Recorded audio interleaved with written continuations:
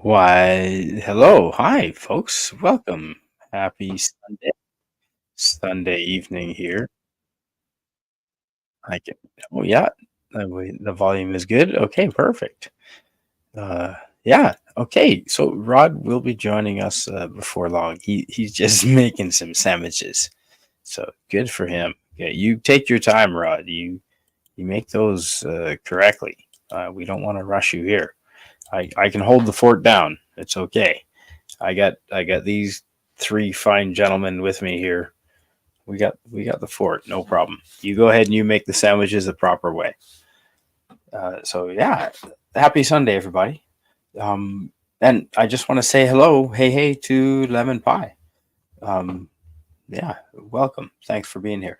Rod and I just sometimes we on the weekends, on the evenings, we get together and we have discussions. We have a lot of discussions about travel and oddly enough, food and cuisine and culture and but also physics and science and mechanical things and also political things.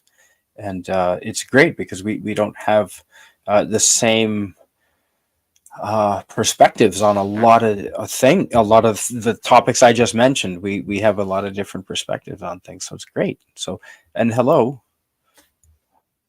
hi, Mr. Angel. Hey, good to see you. Welcome and hello, hi, hello, hey, hola, Bill. Hello, welcome. Tonight, Rod and I are just going to have a chat.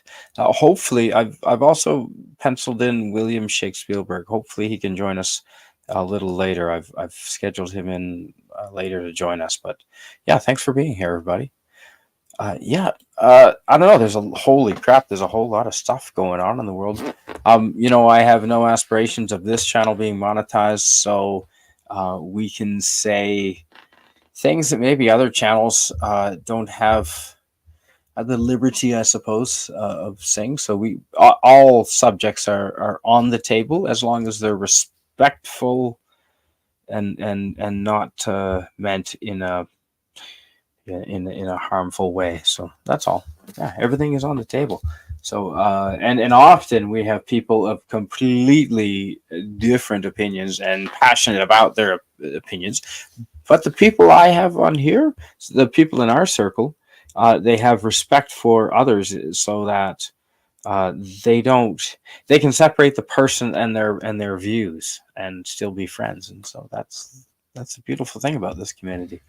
So hey, I just want to say excellent sign language there, Mr. Angel. You got going on there. I never did learn sign language. French and Spanish and Japanese and long forgotten Italian, but never did learn sign language. Although scuba diving has their own sign language. Um, you know, if if you if you point to your ear and you do this, this means you've got a problem equalizing with your ear. And if you point to the other ear and do that, it's the same thing. If you could point to your stomach and do the same symbol, like, yeah, and it means you're not feeling so well. Or you can do the full fist and hit and hold it at your stomach, and that means you've got half air, half tank of air. At least in Australia, that's what it means. They're mostly universal. One important this if you're scuba diving, this does not mean everything's okay. This means okay. If you do this, it means you want to go up. This means up. This means down. It's pretty straightforward. So if someone asks you, "Are you okay?" don't give them the thumbs up, because that means you want to go up. So do that, right? Oh, there's one other symbol that I learned that maybe it is unique to Australia. This. Does anyone know what diving symbol this is? This is a uniquely, maybe this is just, I learned this on the Great Barrier Reef. Great Barrier Reef. The gentleman that taught me this is no longer with us. Great scuba diving instructor. Fantastic. But yeah, does anyone know this symbol? So if someone asks you a question, like where's the boat? You can answer with this. It means fuck knows, right? Where's the boat? Huh? Fuck knows. Oh, you're supposed to keep track of that, and I have no idea. Anyway, that's a little scuba diving humor. But that is, yeah, no more air. No, no, fuck knows. Yeah, yeah. All right. Are there any sharks around here? Yeah, fuck knows. Anyway, sorry. Yeah. Oh, I'm glad you got that, Suzanne. Yeah, that might be unique to the Great Barrier Reef, Cairns Dive Center, CDC, the boys in Cairns and girls actually. Yeah, in particular, my rescue diving instructor. I'm not going to say her name, but oh my god, it was hard to pay attention to the material. I'll just leave it at that. When she put on her swimsuit, and then the BCDs, the vests that pull everything up and tight, and wow, I'm surprised I learned anything, but she was fascinating. Anyway, um, yeah. Hi, hey, William Shakespielberg. We were just talking about you earlier. Hi, welcome. Hell, all thespians, thesbonos, and midnight owls. Yeah, well, good thing we're on the West Coast, eh? And hello, Suzanne, who's not on the West Coast, and you are a trooper for staying up. Hopefully, you can hear me loud and clear. I had some technical voice issues when I was up in Sycamoose, about 2 hours from here. It's up in the boonies a little bit. Shout out to my Sycamoose friends. And hello, Rodd Thunderheart. You're going to be joining me, right? Let's check the messages here. He says, I will be along shortly, just cleaning up the bodies. Okay, well, yeah, you want to make sure you do that correctly so as not to, get into trouble. There you go. Ooh. And lemon pie's name is perfect for emoji language. It is lemon pie. I agree. That is a lemon. That is a language. That would be awesome. So, hey, thanks for being here, everybody, and welcome. So, yeah, we can talk about all kinds of sorts of things. When scuba diving, how do you signal? What do you want to eat later? How about burgers? My treat. See, you have an underwater pad with a waterproof pencil, sort of like if you've ever worked at McDonald's or another coffee shop or a fast food shop. It's like the grease pencil that you write on the coffee pot. It's sort of like that, but you write on whiteboards, and that, yeah, because that's a lot to communicate. That's a hell of a lot. Another thing about communication that I was surprised at is the knife that you see scuba divers carry. The knife is not used for self-defense or peeling open oysters. It's used for cutting off netting if you do get tangled in netting, but also if you wrap it on your tank, if you hit it on your tank, you can get everyone's attention within I don't know 30 meters. And hello, I just want to hi everyone. That's my brother. That is my brother, my legit in real life brother. Hello, Murdoch. And yeah, thanks for being here. Who is working, but you must be at lunch. So thanks for joining us, Murdoch. Dolphins, yeah, scuba diving. Have I seen dolphins scuba diving? I've swam with them in the Amazon, but no, I've seen them lots on boats and stuff. I've seen on the dive boats. Yes, they come in when we're cruising, but when we're parked in the dive boat, you don't really see the dolphins. You see the sharks and the rays and the big fish, but you don't really see the dolphins. So yeah, hello and welcome to my brother Murdoch.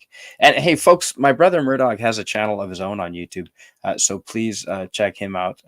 It's mostly him doing cool tricks of all kinds of things, and also animal videos, because we have some cool animals out here. So check Murdoch out. And I didn't ask you if I could put your link in the chat, so I won't. Hi, Rodd Thunderheart. Yeah, you're going to be joining me on the panel pretty quick. But right now I've got Bruce, I've got Indy, and I've got Spidey here. So we're all prepared. We're okay. Yeah, that's that's funny. Lemon pie.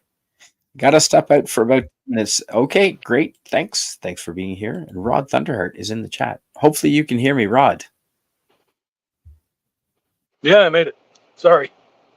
All right, and I can hear you, and you can hear me. Yeah. Yes. Okay, great. Yeah. You got a good mic, man. And do you see this guy on screen, Murdog? That's my real life brother. So if you see him, hey. Yeah, what is that? What is that icon? What's that avatar? What is that Is that the avatar? Jasper Fires? Is that the Jasper No, Fires? it's water. It's a lake with a whole bunch of like steam coming off the lake. Or smoke coming off it. I don't know. Probably knowing my brother, it very well could be involving explosives, most likely tannerite. But I don't know. Wow. Yeah. So thanks for being here. And we were just talking about scuba diving signals. Yeah, I caught some of that. And the sharks are afraid of the alligators. They are indeed. James Caserta, hey, thanks for being here and welcome. Yeah. You're darn right. Alligators and crocodiles are not to be messed with. Wow. And thanks for saying that, Suzanne 5x5. Thank you. And James Caserta, welcome to the chat. I'm glad you made it here. Whenever you show up, it's always a treat. All right. So, Mr. Angel is sending his own. He's sending lemon pie signals, which smells a little bit like fingers in a woman with Dracula laughing. I hope that makes sense to you, Mr. Angel. I'm with you. I'm with you. Hello and welcome. Hi, everyone. Hey, John, JPRPH1. Hello. Just passing Holy through. crap, we had a bunch of people just jump on. Thanks and welcome here. Yeah. Hail, Suzanne. Hi, thanks for being. Hail, Dead Man Walking. Sharks are afraid of other sharks too. They are, absolutely. They are, James Caserta. There is a hierarchy. You better believe it. Huh. Interesting. And they look tasty. The sharks. Yeah. Well, you know what? A lot of the fish and chips in Australia, all over Australia. I hope it's not the same now because it's been a few years since I've been there. Because Murdog's brother and my brother of the same mother and father, Patrick. Pat lives in Australia, and some of the fish and chips there is shark. Sadly, hopefully they've got a handle on that now. There was a special name for it. They called it something. It was started with an S. Can't remember it. It'll come to me. Lemon Pie says hello. Hi. Oh, and James Caserta says, what does the shirt say? This is a birthday shirt that was sent to me by our friend Ari Bavel, Cardinal Sin's brother, Gil Bavel. This man right here. This is Cardinal Sin. And his brother is very generous and is having to deal with quite a few of Cardinal Sin's possessions. And some of those possessions are T-shirts. And these are 50th birthday celebration T-shirts of Gil's 50th birthday party. And on here it says the Gil Man will be spinning tunes starting at 8 p.m. ish, and it's maybe starting at 8 p.m. maybe. Well, here, why don't I just stand up and let you see the damn thing? That would be easier. And Rod, I'm just gonna make myself sure big so that people where's solo layout. There we go, so that you can actually see the shirt. All right. Gilman, 50th. The Mad Kings. The Hexbreakers. Gaslighting Carpools? Is that what it says? DJ Ray. Velasquez. Oh, DJ Ray Velasquez. Nice. Spinning Gills. Spinning Gills music as well. So yeah, fantastic. You can read the shirt. So there you go. So that's a 50th birthday celebration T-shirt that Gil's brother Ari sent to me, along with a cool kick-ass Spider-Man figurine. So thank you for that. Remove myself from solo layout so that Rod can get in here. Yeah. So yeah, 50th birthday, and I know I'm not the only one. He's also, because other people, when we had a tribute stream for Gil on his birthday, March 3rd, it says. That was his, this was 2018. He turned 50 in 2018, which doesn't seem that long ago, folks.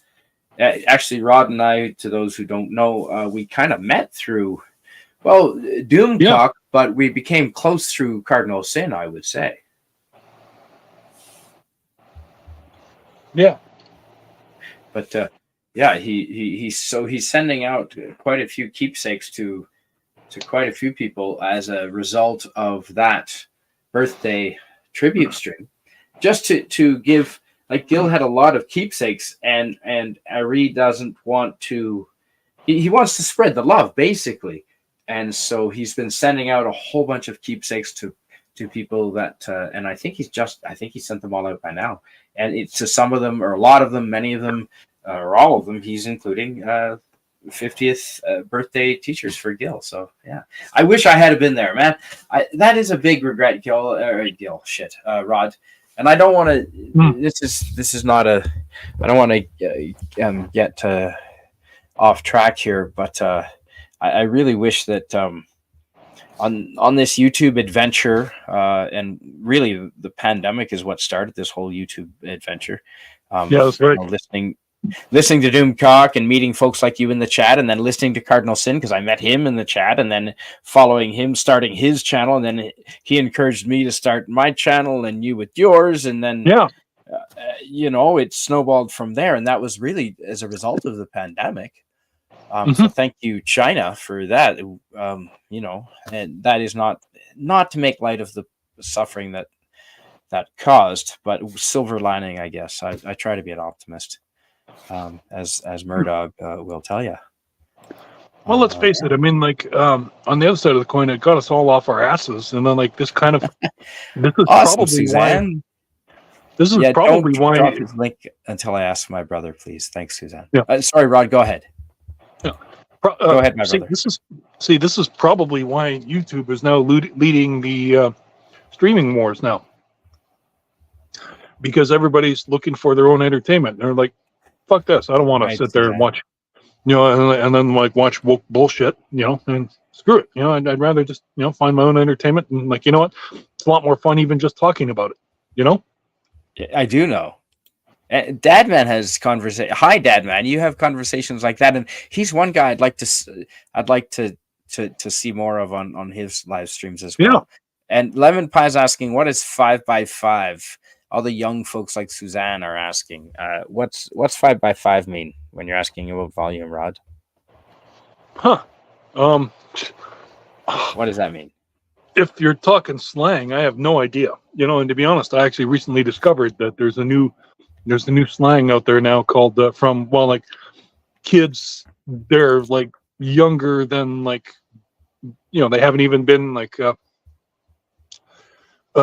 they were born like several years after 9/11. So like okay, and they haven't so that even puts heard them. Yeah. So like, and then they've invented a slang that's just kind of like, I mean, probably the most obvious thing is the word called skibbity, and it doesn't even really even mean anything. Yeah, I know, it's a skibbity. Don't bother trying to make headspace in your brain for. Well, we probably had words like that as well. But no, if I ask you, can you hear me? It's radio talk, and this is important because we have a lot of forestry roads around here. And if you're going up a forestry road with a walkie-talkie and you're talking to other woods logging trucks, and they're massive, man, you got to be able to communicate. So this is something people say. If I ask you, can you hear me? And you answer, Yeah, I can hear you 5 by 5. That means I can hear you loud and clear. Ah, Like like 5 words out of 5. I can hear 5 words out of 5, basically. Whereas, no. sometimes you break up on the radio, and it's like, well, maybe 3. I can hear 3 out of 5, so I can hear you 3 by 5. So I can get the gist of what you're saying, but I'm not hearing every word. Ah, That's my interpretation. Working up in the no, Yukon in the that actually gold makes mines, sense. yeah, up in the gold mines, because sometimes, man, you're up in the mountains, and your repeater is like kilometers away or miles away, and Right. up on a mountain somewhere, and you're only getting like every second word or every like 3 out of 5 words. So you said no, not 5 by 5, like 3 out of 5. Anyway, Hmm. that's my interpretation. If anyone has a different opinion, you can suck a bag of rocks. No, that that absolutely I'm makes sense. feeling feisty tonight, Rod. I had a whole, those little bottles, the rum that you can just fit in your pocket if you have a small ass. I drank Yeah. one of those on the beach just a couple hours ago because I ordered a Slurpee, and well, rum in a Slurpee is even better. So, but I only had one Slurpee and I put the whole thing in there, and well, a buddy helped me. But yeah, it was fantastic. He also helped me with the thing. But yeah, so we're lubricated, shall we say? Huh. Lubricated. Hi, Dad Man. Awesome to have you here, Dad Man. You're one fella I'd like to catch more of your Yeah. streams. Don't bring a dog named Shark to the beach. Oh my God, James Caserta, especially in New England. When I was with that girl living in Massachusetts, there we went to what's it? Cape Cod? Is that a place? Cape Cod. Yeah, we went to Cape Yeah, it Cod, is. and that's where I think where Jaws was sort of imagined to have taken place, sort of in that area, or that's where it was filmed, that sort of area.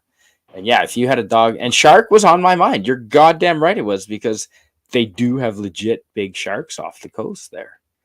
You can So yeah, also, a yeah, dog you named can Shark is also, a horrible idea. you can also take Shark, pride in the fact that that's where Tom Hanks was filmed in shark. Splash. It was Cape Cod. Oh, Cape Cod was where it happened. right. Right? Yeah, my goodness, that was a great movie. If Yeah. only for that, yeah, what a great cast as well. Thanks, Suzanne. Yes, check out Dadman's channel, please do, and Mrs. Dadman as well. Never, yeah, we got it, James Caserta. Never bring, yeah, and yeah, if your signal for F knows in emojis when I found F knows. Oh, F knows. Oh, thanks, Mr. Angel.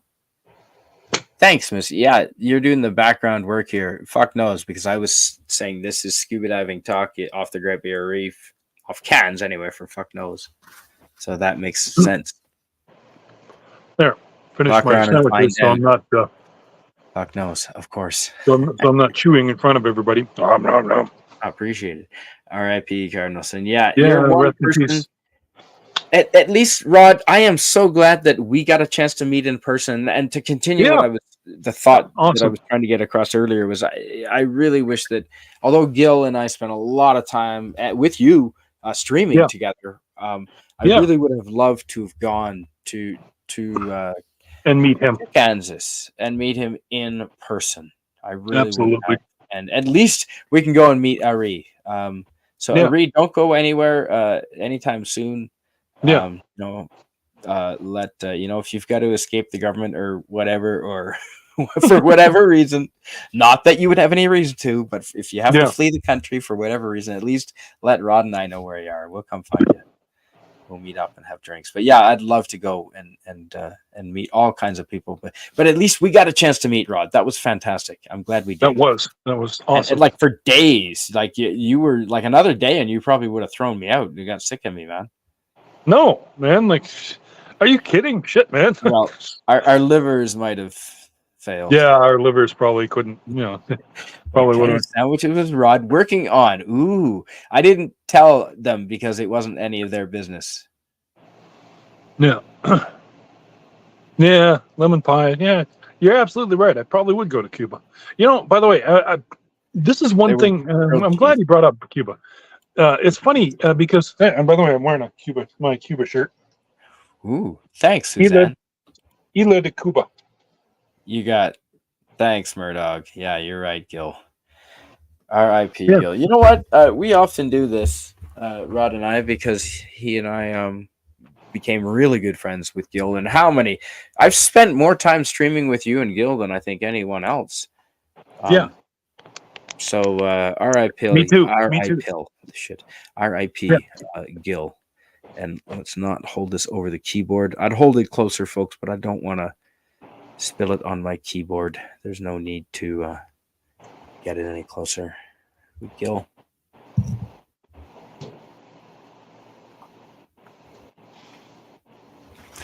So Rod, I don't know about you, but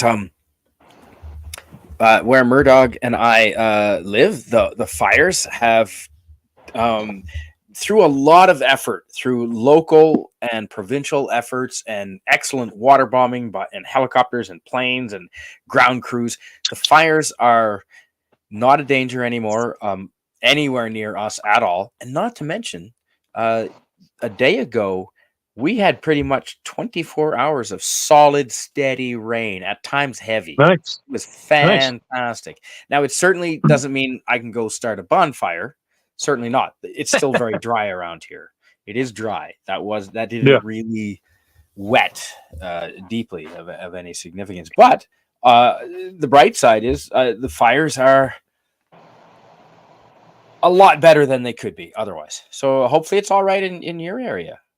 Yeah, it Yeah, is like actually. Aaron. I Actually, and think I that's live in what an it is. area Yeah. where chances are pretty low that I could, that there could be a forest fire around here. But I mean, like, I'm not saying it can't happen. But I mean, like, It wasn't an enigma. you yeah. But so it has happened in the past, you mean? No, I'm just saying that its chances are low. I'm not saying it couldn't happen. Okay. I'm just Okay. saying, And I mean, hello, for Real the Wade Nation gaming clips. yeah, for the very same reason, we seem to be kind of a tornado safe area, which is really funny considering, like, the absolute night before the Edmonton tornado, there was a funnel cloud that literally blew over our house. And, like, while I'm saying okay, but, like, any other time ever since then, we've always had, like, I'm a watcher. I watch the skies. I mean, I was watching Not a peeping storms. Tom, folks. He does not mean a peeping Tom. That was in a past life. He's been, he went to counseling. He doesn't do that anymore. It's all behind me. That's where we met, actually. Oh, shit. I told you I had rum, man. Yeah, well, I actually have a couple of beer, so. Yeah. Oh, I'm done for the night, but. Yeah. Yeah, so no, you're a watcher. You're a watcher. Okay. Yeah. Ever since, I was actually the first one in the family who recognized that conditions were ripe for a tornado, and mom and dad were like, "Oh, no way!" I mean, because I know it's the whole week prior. I'm just kind of like, "Holy crap, this is." I mean, part of me was just kind of, I didn't want to see anybody get hurt or anything like that, but I mean, like, I was just kind of like, wow. No, because we might get a tornado. Don't laugh about tornadoes in Canada, because, I mean, that was a big event. And you're talking 87? Yeah, exactly. 87. You nailed it. July 31st, 1987. Yeah. And people weren't expecting it because that sort of thing doesn't happen here. But I was the one that I recognized that conditions were ripe. I even knew, like, actually, way back in 1925, we actually had a super. It was about an F. They figure it was probably an F3, just from what they could tell from the damage and everything. Now, that's how the Fujita scale was originally designed, was like how much it damages. But and the difference between F3 and F5 is incredibly huge. Yeah. There's a vast difference, a huge difference between F3 and F5. F4. Now they've changed. Yeah. Now they've changed it to the EF, enhanced Fujita scale, because now it includes No, I have Now not. it includes wind speeds, not just damage. It also includes wind speeds, and Oh, actually it does. I thought it always included wind speeds. That's interesting. And Suzanne, no, no, I never would. I haven't, and I never would. No, I mean I've eaten things like camel's hump and tuna eyeball and squid ink, uh, octopus ink, or squid ink pasta in Japan. But no, I've never eaten shark, and I wouldn't. no. See, Oh, just as a quick note there, Suzanne. Well, I'll find out tomorrow. But I mean, like, it may be promising. Okay, I'll get to this in a little bit after because we were going to talk about this unemployment. nice, I nice. might I might have a job with a local local long haul transport company. Ixnay lemon pie. Don't go telling people that. That's shh. What are you doing, lemon pie? Buster. All right, let's delete that. I gotta delete your comment, lemon pie. Jesus, don't go telling people that. All right, where you can't go telling people that. Lemon pie. Wow. So how are the flies, man? I'm telling you, the little no-see-ums last few weeks, and that's why I'm inside tonight in like long pants and t-shirt. The no-see-ums were terrible this last few weeks. How are the bugs where you are? The mosquitoes not so much, few, but it's some No. little tiny black flies. I think some people call them little tiny little bastards. Yeah, we've got black flies here, there. Hey, got one. Oh no, I didn't. Yeah, bastard. Yeah, no. Anyway, uh,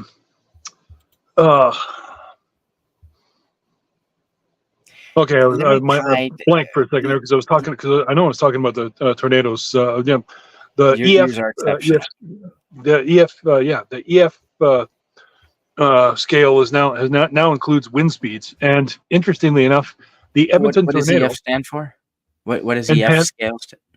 enhanced Fujita scale. Ooh, that sounds like a Japanese name. Yeah, it is. It was Tetsuya Fujita, I believe, is if I remember his name correctly. Right, Suzanne Yeah, says the difference between F3 and F5 is life and death, Canadian Spider-Man. Yeah, I believe it. even F3s or even F3s can still deal out some pretty hefty damage. I mean, like, oh man, I mean, what was it, Pine Lake, and that's another one, Yes. another notable event William. in it's Yes. it's north of Red Deer, Pine Lake, Ooh. and there was a tornado there, and oh my god, it tore up a trailer park. You wouldn't believe it. Ugh. Always a trailer park. Now, Red Deer is close to Edmonton, right? I know it is. Well, Red Deer is more or less the exact middle of Alberta, which is exactly in the middle of Edmonton and Calgary. Oh, I thought it was closer to Edmonton. Okay, I'll be Nope. damned. I was there last month when I was visiting you. But No, you know yeah, what? I probably was still hungover after being with you, my friend. Like it seemed like it was. Yeah, I do remember Oh, driving through it, but you know everything seems quicker on the way back. And William Man, it was Shakespielberg, yes, aliens did land. They are in Cuba, and we are under negotiations with them now. Some of them accidentally landed in Jamaica, and Canada has strong ties with Jamaica. So again, Don't forget they negotiations. Don't forget they Don't forget they detoured to Vulcan as well. Yeah, of course, the town of Vulcan in Alberta. Tuna They eyeballs have a are life. delicious.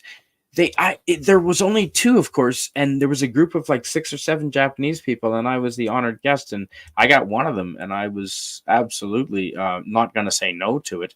The only thing with the eyeballs, though, there's this little. When you played marbles as a kid, Rod, did you ever see the solid white marbles that sometimes you'd get in the bag? Very rarely, but yeah. Okay, it was like a solid white marble, but small, like half size. Uh-huh. It was in the middle of the eyeball, and apparently the bigger fish, the speed fish, they use that as part of focusing for their eyeball. I don't know how exactly, but all the eyeballs have this, and they warned me about it before I ate it.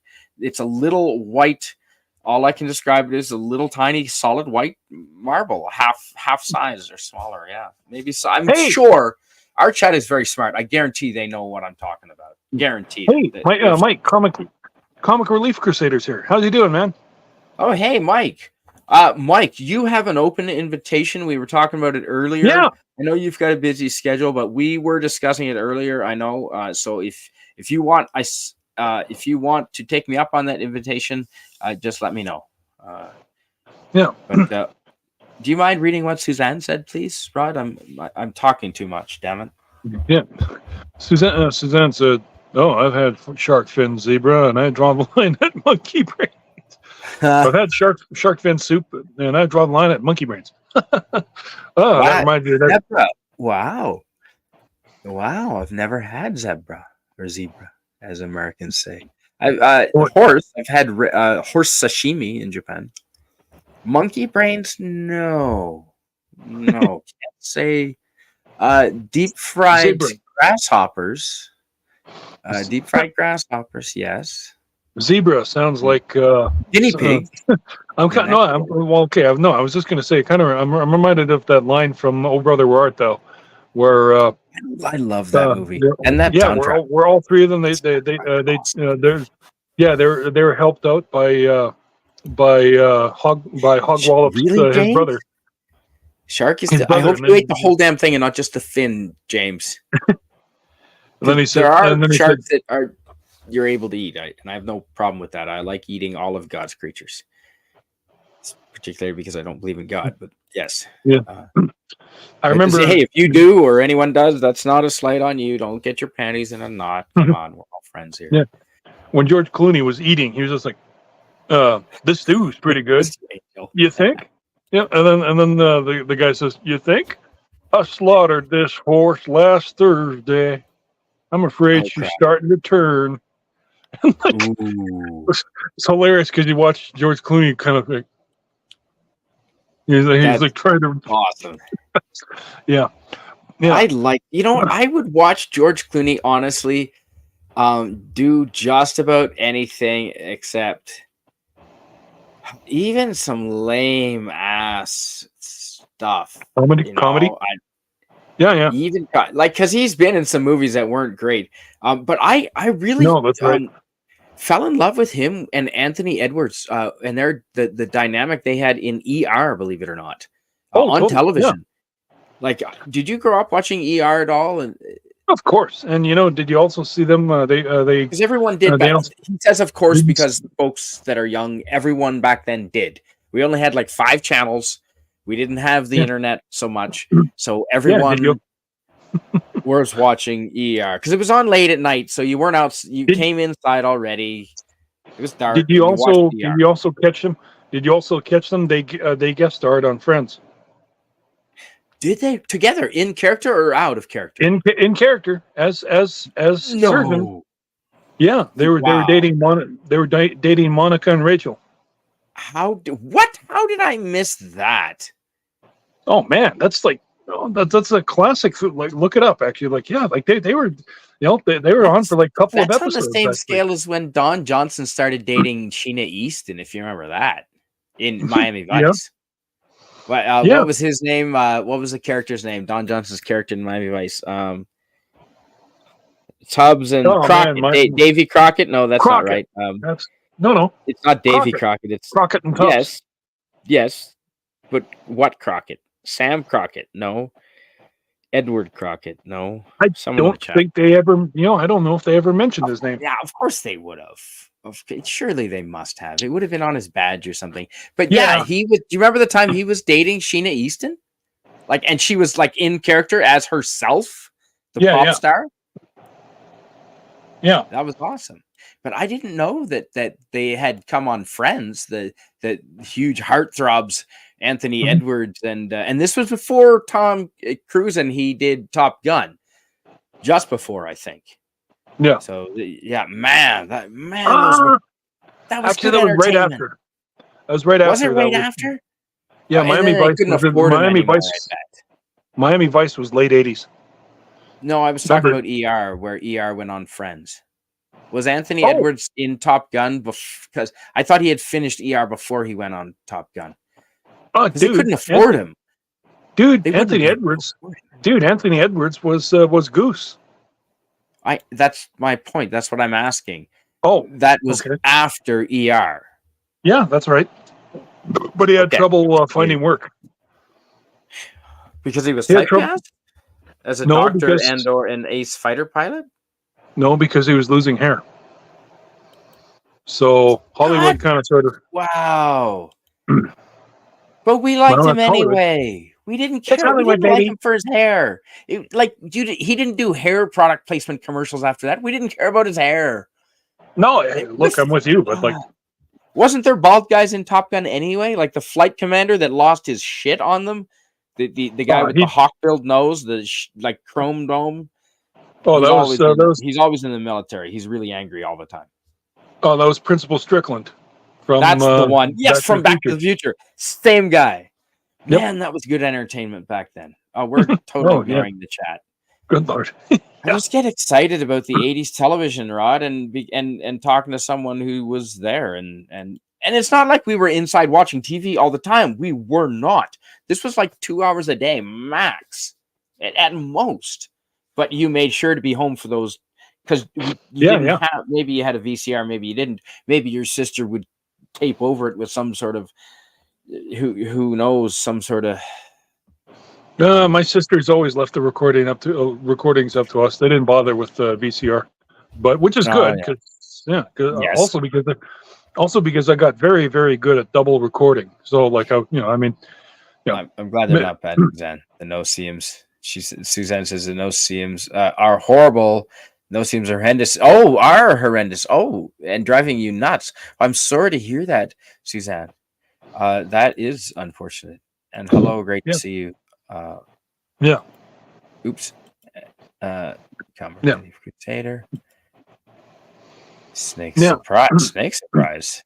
Yes, I don't know.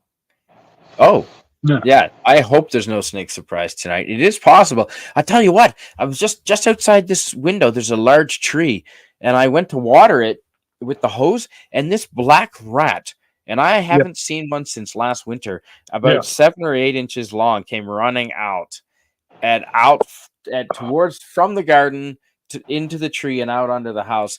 And man, I've got to take care of that because if it eats my garden or does anything this winter, I'm going to be upset. So now it's warfare. It is warfare. Have you ever seen that episode? Those episodes in Malcolm in the Middle where the dad goes absolutely warfare on the squirrels in his backyard. So that's what it is now. That's where we are. Yeah. Hi, William Shakespielberg. Yeah. Oh, yeah. Okay, thanks. So what do you want to talk about, Rod? I've been talking about a lot. My voice is getting dry. I'm going to have a drink, and you go ahead. I'm going to go through the chat, and I don't know if we'll try and get through all of them, and I'll at least acknowledge them. I'll try and acknowledge them at least. But you go ahead and whatever you wanted to chat about, my friend. Before we bring anyone else on, I want to give you the floor, my friend. Yeah. Well, yes. Well, Suzanne asked earlier. She wanted to know how the unemployment situation is going with me. Well, as I said, it's hopeful. I mean, like, I will say, and this really, really speaks to me now, is I applied at a company, at a long haul company, Boots Transport, and like, they asked me, first off, the number one thing I did was like, first of all, I got off my ass. None of this applying online bullshit, and like, I applied at and then I followed up at the place seemed hopeful that I applied over a week ago, and then I was like, ugh, now they're just dragging their feet, and they're, I don't know. I mean, it just comes down to like, I'm still like, ugh, that's probably going to be like the boss's son or something like that. They're going to hire, but but then I happened to notice a truck, Boots Transport, and then I suddenly remembered them. They have a shop on 8th Street, which was a couple of blocks where I was at that moment. Right. And then suddenly I decided, screw it, and so I drove up to them. As soon as I looked at their yard, I was like, oh, here it is. And then I saw it said, we hiring drivers. And I was like, yes. So I pulled in. Really? Okay, Yeah. nice. So I pulled I've in, seen that, Mr. Angel. I've never had it. grabbed my clipboard with my resume and abstracts, and You were prepared, of course. yeah, and then and then I walked in, and first two offices were empty, so the only one that had anybody was a guy in the back, which obviously he was the one in charge. And I said, I walked in and I was like, "Hey, are you looking for drivers?" He said, "We are hiring for drivers." I was like, "Yes, because I'm a driver looking for work." And dude Nice. interviewed me right on the spot. That's And I'm just, awesome, Rod. That's oh good. Well, your personality probably had something to do with it. And yes, yeah, Daniel's Hot Topics, Married with Children. Al Bundy is a friggin' legend, and Seinfeld to a lesser degree, but I agree. Yes. yeah. Oh, what's See, that, Rod? Do you want me to make you big? I'll make you big. you don't necessarily have to. Okay, have to, but Oh, well, just quickly there. What are you trying to show okay. us there? What's the point? The dude gave me their rates, hourly Ooh. rates. Oh, okay. Right. Rate per mile. Oh, maybe we don't want to be showing. Oops. Yeah, I don't know if that was. Yeah. Okay, go ahead. It doesn't. Oh, dude, it doesn't matter. I mean, like they're Okay, good. but no. Sonny Crockett. Thank you, Suzanne. Sonny Crockett. Yeah, of course. Right. I mean, he's a heartthrob. I bet you saw posters, Suzanne. He was up now. I'm not saying you had a poster of him, but Sonny Crockett and Tubbs leaning on a sports boat or sports boat or a sports car in Miami with the Miami Vice. Was every female back in the 80s had that on somewhere. Sonny Crockett, yes. Thank you, Suzanne. Miami Vice. Yeah, Don Johnson was the man. He even did a couple of actually Hollywood movies that weren't horrible. They were certainly more entertaining than anything today. If they released them today, they'd be a hit. I mean, they weren't great, but they were better written than the crap we have today. Yes, and that's not to sound negative. I'm being positive. These movies with Don Johnson were fantastic. Sonny Crockett, thanks, Susan. Yeah. And what else, Rod? So that's good. See, that shows you. Be prepared, folks. If you go in for a job interview, be prepared with materials. Be ready to do an interview on the spot. Well done being prepared. I wanted. Well, no, I mean, that's exactly what I wanted, and that to me, hopefully tells me that that he wants to hire me. Like he wants a driver, and got my fingers crossed because he said, because if we call you Monday or Tuesday, can you get going? And I'm like, oh yeah, man, I'm ready. I've been waiting to go, please, and if I wind up going with them, guess what? I'll be on my own, and I'll be going on the road. It'll be like when I was with Home Hardware, long haul. I'll be going down. I'll be going down to Vancouver even. Okay. So I'll be going through your neighborhood, man. Nice. Oh man, that's awesome. Yeah. So if you pass anywhere by here, I'll come out on the highway and moon you from an overpass. I'll keep you on top of things. From an overpass. Rod, to answer this question, I think we've heard your pets. I don't have any pets, but you have kitties. Yeah. Yes, I do. Yeah. And Suzanne says, "Oh my God, can you Spider-Man?" Sleeping in the... Oh, sorry. Go ahead. Alley Cat, man, I love that you named your cat Alley Cat. Suzanne, oh my God, Canadian Spider-Man. When I bought this house, we planted an apple tree.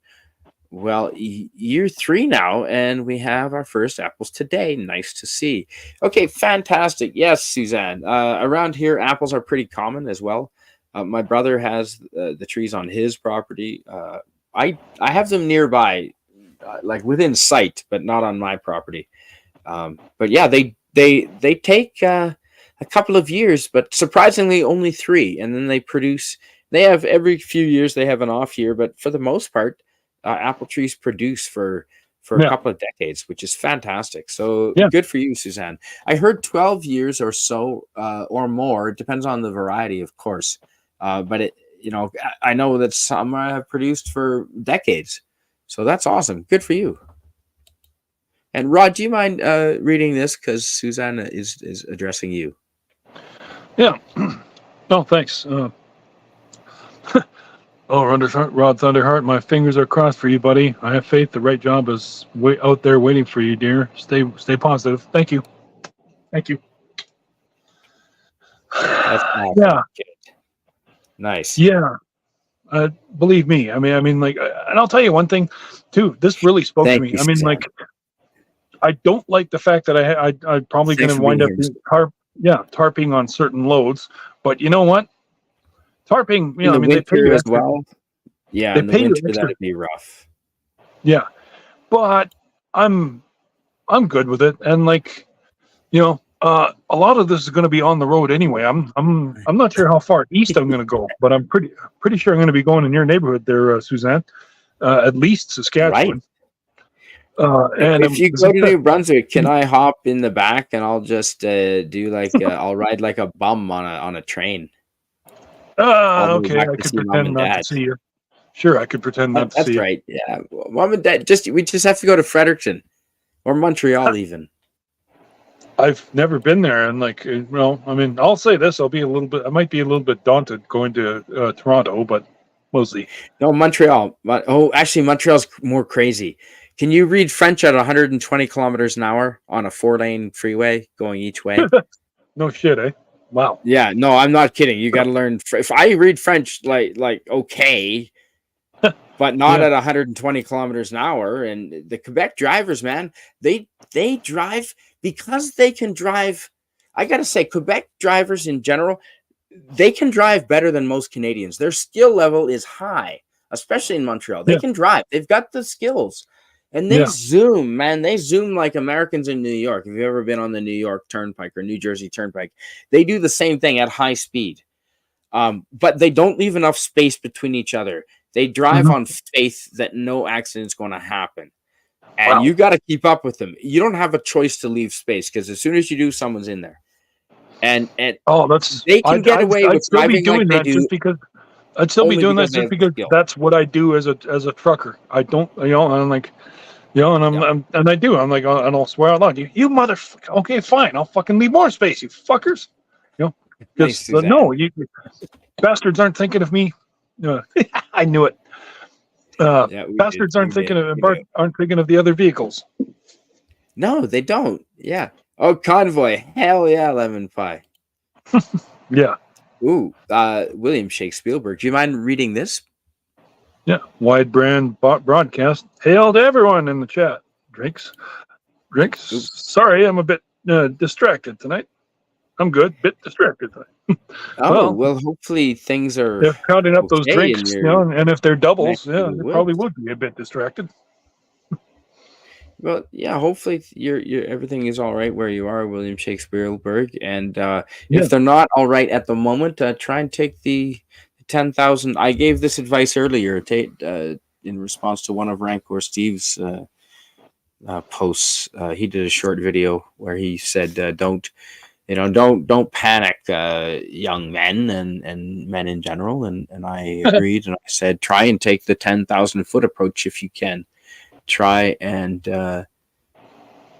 look at the 5-year effect. Am I going to be concerned and upset about this in 5 years? If not, is it worth me absolutely losing my mind tonight? Put it like that. But not that anyone in the chat is having that issue. Hopefully, certainly not. But anyway, that was certainly in a comment that I responded. I don't often respond on Twitter, but I did respond to that for Rancor Steve because it was a good good video. He's been doing a lot of little short videos lately. A lot of great advice like that he's been pumping out, and I can't do enough to promote him. He admits that he used to be pretty negative on Twitter. He admits that, and he's amended his ways, and he has been well, he still can be. If you're a dick, he'll be very nasty to you. Deservedly so. Rancor Steve. but Oh, Rancor Steve. But lately. He's been doing a lot of videos on YouTube and releasing them and exposing them on X, where yeah. he's just giving great short videos where he's giving great advice to guys in Yeah. general of all ages. And I'd like to welcome our friend William Shakespielberg. Yeah. How you doing, brother? Scallywag. Hey Who are guys, how you you calling doing tonight? Scallywag? Hi, William. Thank you for joining us. Yeah, thanks for And having me. James Caserta is calling you names, apparently. He welcomes you with this scallywag. I'm can you hear me okay? Yes, we Yeah, can. wonderful. Yeah, I'm wearing one of my I'm in disguise tonight, so nobody knows who I am. You're that actually looks like William Shakespeare. William Shakespeare. Jesus, I forgot his real name. Hanging out with you, look what you've done. I forgot his real damn name. I'm just trouble.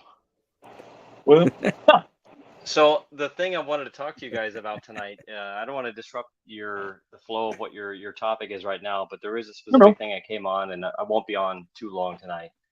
But it Oh, was that's it okay. was the thing we were talking about in X here, about an hour ago. Yeah. So Okay. let me know when you're ready to go. Thanks for joining us. Yeah. Yeah.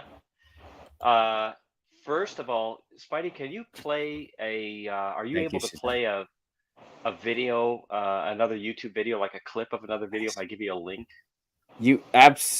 If we have authority to play it, like how much trouble? I mean, I don't mind getting in a little I bit of trouble. I don't think they're going to give two shits about it. It's an AI channel. The thing is, it'll explain a lot, so that I don't have to explain. It'll explain the basis of what we're going to go into, so that I don't Okay. have to explain it, and it makes it a lot clearer. And we're only talking about 90 seconds or so. Oh, absolutely. Sure. Yeah, throw it my way and I'll play it. And do you know Okay. what this do either of you know what this I mean, I know what I speak je parle français, mais ma français est très mauvais. So, j'ai étudié français en l'école, Hmm. but mauvais means bad, okay? Like mon français c'est très mauvais. My French is very bad. So if you see Mauvaise direction at 100 miles per hour, you're in trouble.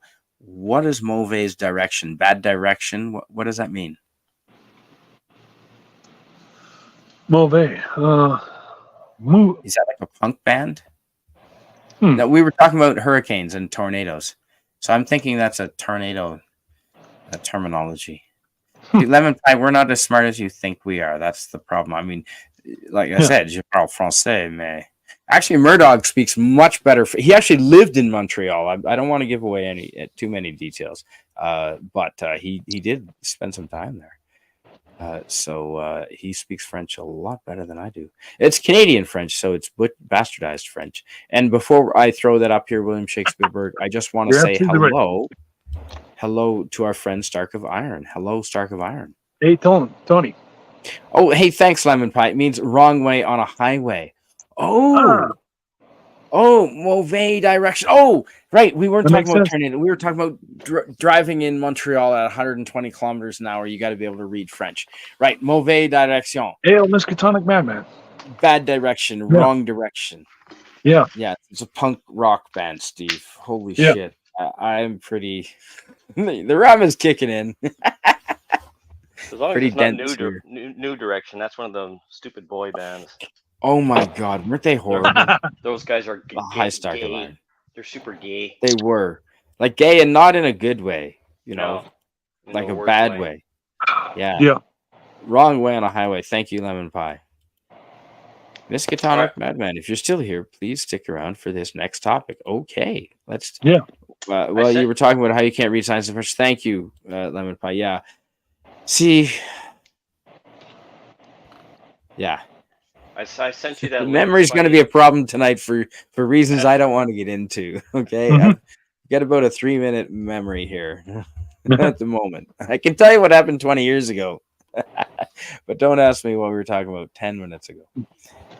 I sent you Actually, the link, Spidey. Thank you, Okay. Suzanne. If you can Ooh.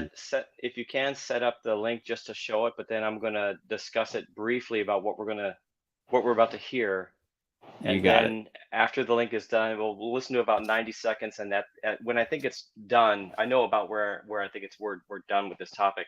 I'll just say, okay, that's enough. Just cut it off, and then we'll talk about it.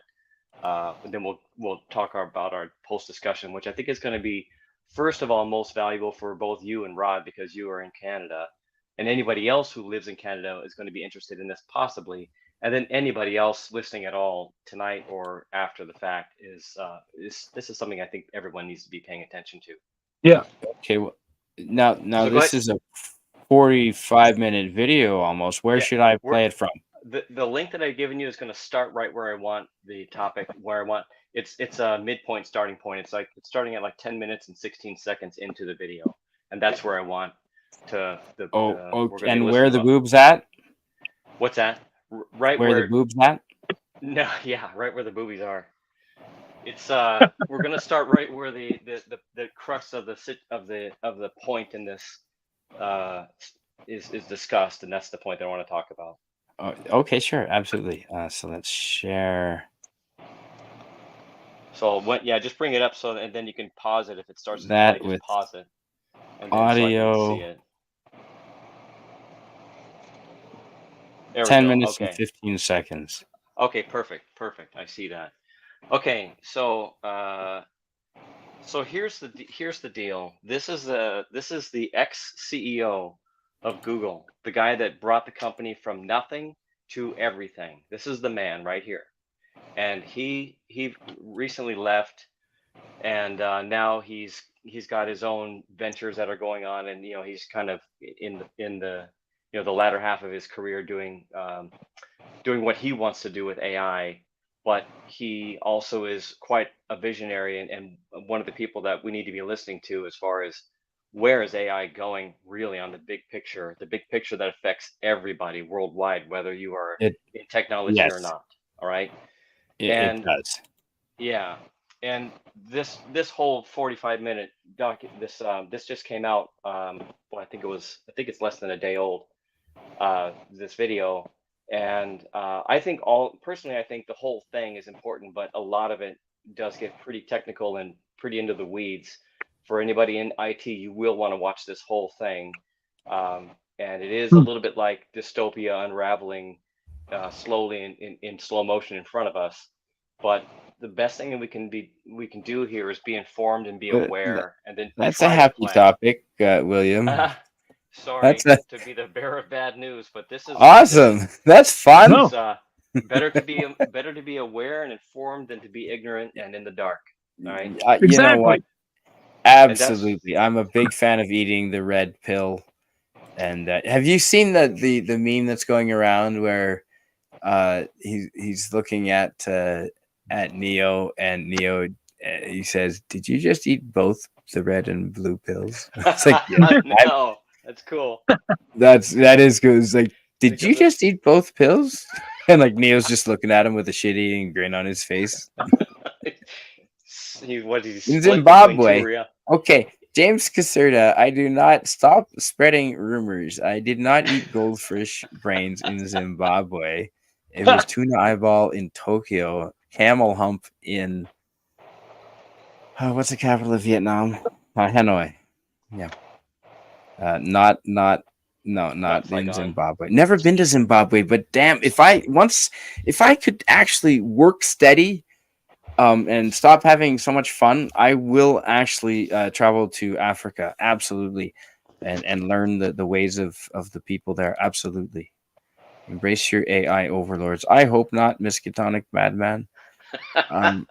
See, if humans are programming them, we're gonna screw it up, and they're gonna have a bug somewhere, and they're gonna reach really almost domination, and then they're just gonna scary part, yeah. Well, that's actually a topic that they get into, and it's a bit controversial. Indeed. As to let's put it this way, as to how long I want to. Don't tell me what I want to do.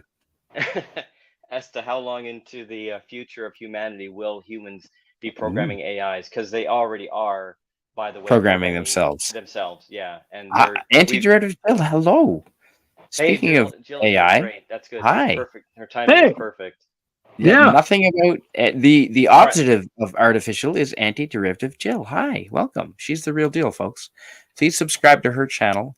Yeah. Jill, if I was able to clone myself, I would drop your link in the channel. Or if I was better at doing this, if I was as good as you. Do you see the scream emoji? I did, Miskatonic Madman. I did. We do see that. Right, Well, I yes, see that in the one. chat. Joe, I don't know if please it came drop through. your link in the chat for, I think we have 10,000 people watching live right now. So please drop your link in the chat, Yeah, Joe. right. Okay. Nice. Good. Jill's here. I wish Radioactive was here because I think he's going to have a few things to say about this. And if also if Eugene Bird happens to be standing in the wings, please speak up. You're called to the stage, or you're called to the front row to Thank comment you, on this Suzanne. if you can. Thanks, And Miss Suzanne. Katonic is here, so he heard the call. I mean, these are the people So- that I know. Hey, good work there, Suzanne. Thank you. Yes, thank you, Suzanne. Suzanne is on the ball. You're professional. Man, you know what? Yeah, you're awesome, Suzanne. That's like Doomcock quality. That's better wrenching than I do Yeah. for Doomcock, quite frankly. Okay. 10,000. Yeah, Jill, don't. Yeah, 10,000. That's right. Let's You let's better get give on. yourself Canadian Spider-Man, but Suzanne is better than both of us. Yes, I believe it. Thank Yep, you, Suzanne. 100%. So Let's move on this before it starts play to this. die and decay. Let's play this and let's.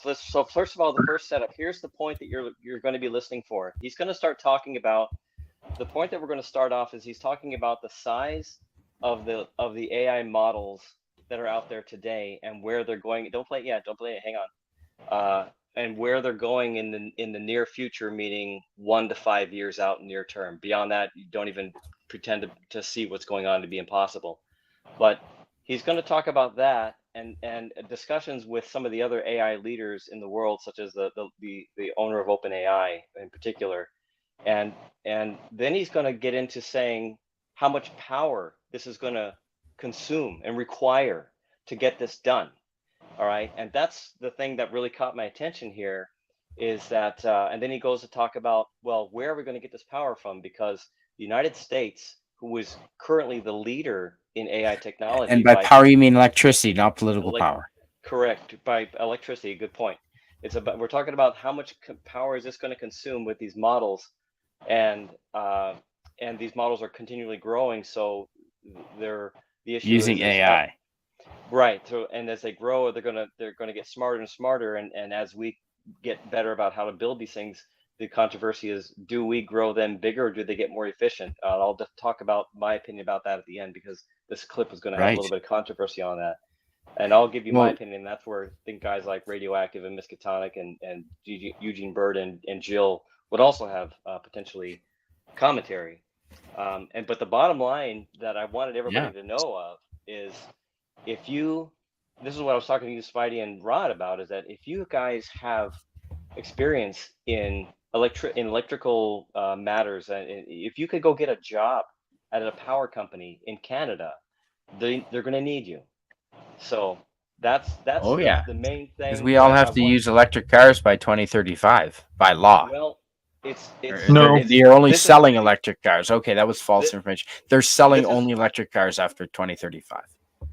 This is Yeah, probably going that's to be right. a lot. This is probably going to be a lot bigger than that, like way bigger than what you're talking about there. This is not just Canada. So go ahead. So now go ahead and roll the clip, and we'll stop Well, it up after here, about a 90 lot, we seconds. have a lot of our computers done by beavers. I don't know if you know that. I, as that a side note, explains by a the way, lot.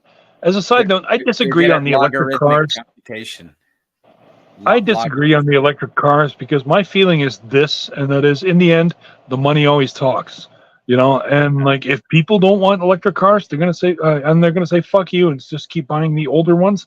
They're gonna keep buying the older ones, and the electric cars are gonna get zoned out. I believe that. Right. I do believe that. All right, let's go with this. Let's keep on this topic, and then we'll get off of it. I don't want to drag it on out too long. Yeah. We'll tend to bleed into other things. So let's go ahead and roll this if you can, Spidey. Okay, I sure can. Let's. I'm just gonna mute myself. I do have the volume on this. Was included, so let's play it.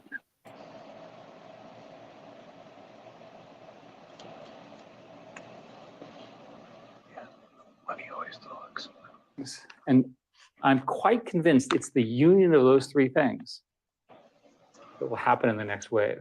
So you asked about what else is going to happen. Every 6 months I oscillate. So we're on it's an even odd oscillation. So at the moment, the gap between the frontier models, which there are now only three, I'll review who they are, and everybody else appears to me to be getting larger. 6 months ago, I was convinced that the gap was getting smaller. So I invested lots of money in the little companies. Now I'm not so sure. And I'm talking to the big companies, and the big companies are telling me that they need 10 billion, 20 billion, 50 billion, 100 billion. Stargate is what, 100 billion, right? They're very, very hard. Sam Altman is a close friend. He believes that it's going to take about 300 billion, maybe more. I pointed out to him that I'd done the calculation on the amount of energy required. And I then, in the spirit of full disclosure, went to the White House on Friday and told them that we need to become best friends with Canada, because Canada has really nice people, helped invent AI, and lots of hydropower. Because we as a country do not have enough power to do this. The alternative is to have the Arabs fund it. And I like the Arabs personally. I spent lots of time there, right? But they're not going to adhere to our national security rules, whereas Canada and the US are part of a triumvirate where we all agree on. So these are all topics that we've covered and reviewed in Leopold Aschenbrenner's situational awareness paper.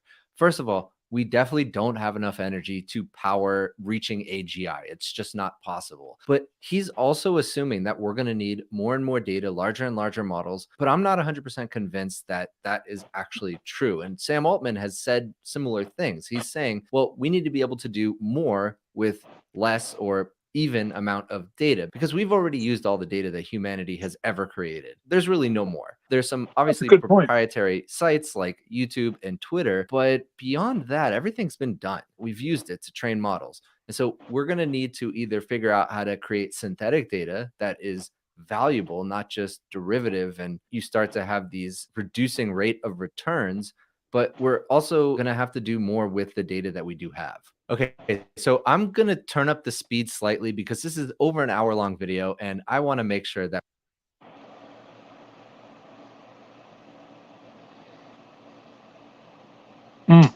Yeah. Okay. So that's good enough.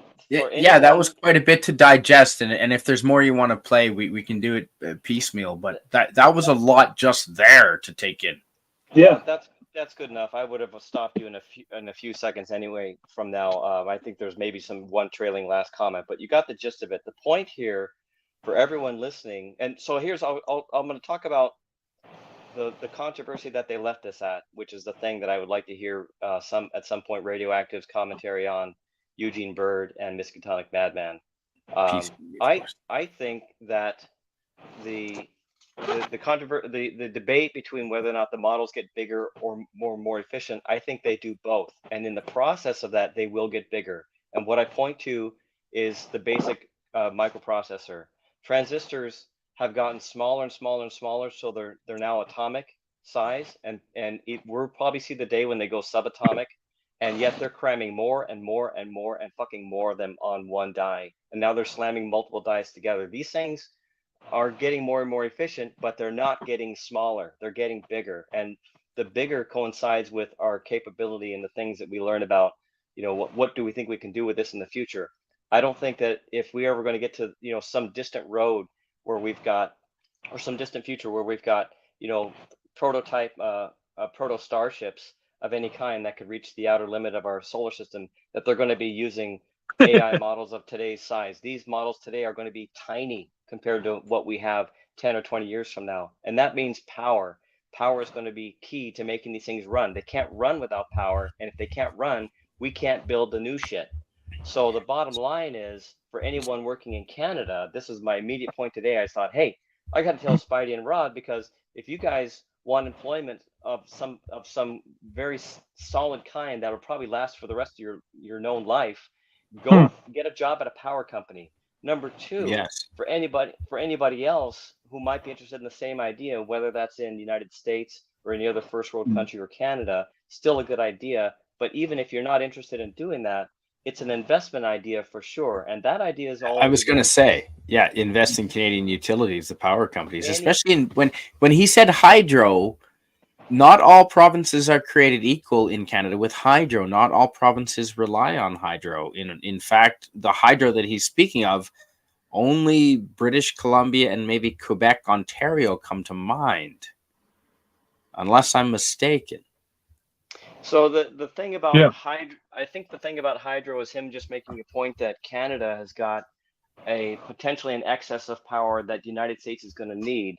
Getting to my Yes. previous point that the United States is by far the leader in Yes. AI, and he talks about this in the discussion later on about how Ooh. the United States is way the hell ahead of everybody, including and especially China, which is a really good thing. We're smoking them like Awesome. like Yes. beans. So we don't have to Saskatchewan worry also about that. apparently has hydro to some So the See, thing, yeah, and Suzanne points that out. See, also, I think I mentioned this before, Spidey, but yes. when I was driving for Nisku Dispatch, I hauled a bunch of, I was hauling stuff to a company, it was a power company, and they were building a power company, and like it's built now. This is like almost a decade later, and I'd like to point out too that this very same power company, they've got super high tensile power wires that go all the way across the border down to Wow. down to Iowa. Not Iowa. Iowa? No. That's a good Idaho. point. I don't know why. Idaho. I don't know. Idaho who it was. Yeah. Yeah, where the Idaho. potatoes come from. The Idaho potatoes. Yeah. Yeah. Yeah. But I mean, what I'm saying is, I just find it interesting. And like, we also have a very, very good system up here, up and around here, because like I'm rarely without power for more than a few hours. You know, if it ever happens, when it happens, It's pretty frequent here, but it's not out for long. Yeah. See. Yeah, that is a good statement, Brett Cohen. Yeah. so the other thing then is that whether Sorry. Yeah.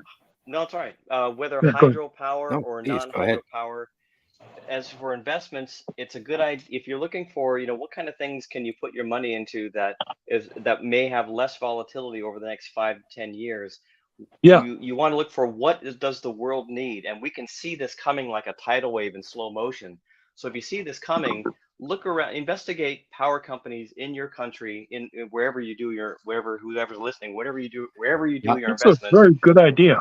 Power companies are going to be needed, if not by your own country, then by first world That's right. countries, surrounding your country. If your country is not a leader, if Yep. Germany is not a leader, then maybe the UK needs their power. And so what he's saying is that Yep. the US needs Canadian power, and so Yes. invest in Canadian, if you can, invest in American power companies, because all of this this is going to be like small companies. Just for example, I know these two names, I've heard them many times. I have no idea if they've been involved in this, but Duke Energy and Peabody Energy, two small little power companies. I don't know how big they are, but they're not like Chevron or anything. These two companies, as an example, could be buyout candidates by other companies. So you buy the small fish, they get eaten up by the large fish, and you win as an investor. The stock, it doubles. You get And a what do they huge- call it when it right. splits? A split. Oh, I mean, yeah. there you but go. this in the case would be an That's easy. acquisition. This would be the kind of thing where either you're looking for just general organic growth by the power company because of increasing demand over time, and or acquisition by a bigger fish. Either way, you win. And the thing you got to ask yourself is, well, do we think that power demand in the United States and Canada and other first world nations is going down? No, it's going up. So and it's gonna go up There you and go. up and up even more. I Right. mean, we have Right. a housing that's crisis in Canada, and they want to build like what it is, another million houses or 5 million houses in the next 10 years. So all of those, they're not gonna make them 50 amp houses or 80 amp houses like I grew up in. That's your buddy Trudeau for you. They're gonna be 200 amp houses. Like you can't even. I'm helping a buddy build a garage. His garage is 200 amps. Like that's a lot of power. The houses in the 80s and 70s were 100 amps, folks. That's a lot of power. But that's what it is these days. I want to address Miss Katonic's comments. I'll leave that up there for a second, Spidey. Sure. Give me a second. So Miskatonic says today you can get away with a 4-bit quantized 30 billion parameter model locally on a 4 gigabyte GPU. The results are less accurate, but usable locally. I'm not going to try to fully explain what he's talking about, but I do know. I'm going to explain Good. it like this. I'm going to summarize what I think he's trying to say here. In Is English. that in English? I'll do. Oh, okay. Well, I was going to do it in French, but never mind. I'm sorry. I can't speak French. All right. What he's the point that Miskatonic, or one point that Miskatonic is making here, whether direct or indirect, is that certain gearheads like him, like Eugene Bird, Radioactive, myself, can go out and buy a $5,000 home server and run our own AI model. Now, over time, society is going to get smart. The newer generations, kids are going to be doing this in high school, right? Right. It's like calculus drops down to 15-year-olds and 14-year-olds, right? The smarter topics become more accessible to the younger generations. Of course, right? Like they're who really teaching want to apply people this. to read before school now, Right. before grade 1. At the age of 2, right? It's ridiculous. Right. Well, it makes sense. So I learned my mother taught me reading at the age of 3, and they tried to skip me by a full school year because of it. Wow. So this is going to keep going on. And so what he's saying, what Miskatonic is pointing to, is that not only are we going to have the large companies like Google and Microsoft, actually I should say Microsoft first because Google's really fucking up. Yeah. Microsoft, Facebook, and even Amazon, who are really getting on board with this. Those three, I would put them at the top right now, and Google probably just underneath that, just because they've had a lot of mistakes.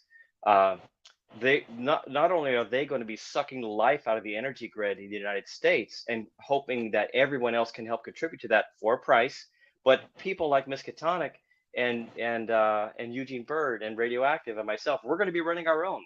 And we're going to teach our parents how to run our own. I already discussed this with my customer a year ago, saying, I told him last year, if you want me to set up an AI server in your office, it's going to cost us about $10,000, and we can run whatever the hell we want on it. There will be no restrictions on it. The AI model is free. We can do whatever the hell we want, whatever the model is capable. If we don't like it, we'll attach more models to it. We'll just got to throw more money at it, and that thing's going to suck power too. What about electricity restrictions? Yeah. It's just, I mean, if you, it's really comes down to how much can you pull out of the wall of your own house. And if you want to have, a GPU that's pulling 1,000 watts, go right ahead. Go stick 2 of them in the server if you want to. Go run 3 servers. Hail Richard Spake. So anyway, that's it, guys. I don't want to keep droning this on a topic. That's fascinating. All right. That's a good point. I'm exactly. People on this, but this can go really, really heavy, and it's really fun for people that are into it. But people may be, already tuning out, like, I don't want to hear any of this crap anymore. So electricity. Well, it's funny. When major cities around North America start having brownouts because the government demands they need power for their AI operations, it is going to concern people, and that is not an exaggeration. You think that can't happen? You're wrong. Go talk to people in Johannesburg. They have brownouts daily, government imposed because of, anyway, it can happen. Let's just put it that way. Brett Cohen and Suzanne is telling Suzanne about methane bags, and apparently there's things online to make your own, especially if grid type stuff have to fit your needs. What do you do with a methane bag? Do you get high with it? Methane bag would be kind of like not smelling too well, my guess. No, right? It'd be bad. Oh, good. And hopefully Suzanne says the plumbing will be done for Christmas. Well, I hope so. Well, get her done.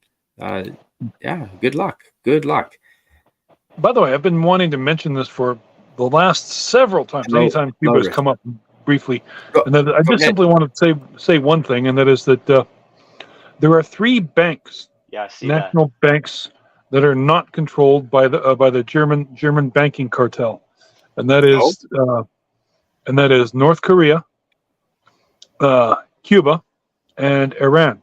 And I'm not sure if I think Iran might not be anymore, but like, it's just an interesting, noteworthy point of interest that, like, which is again one of the things interesting thing to be like into being Cuba, and to know that the money is not being controlled internationally. Yes.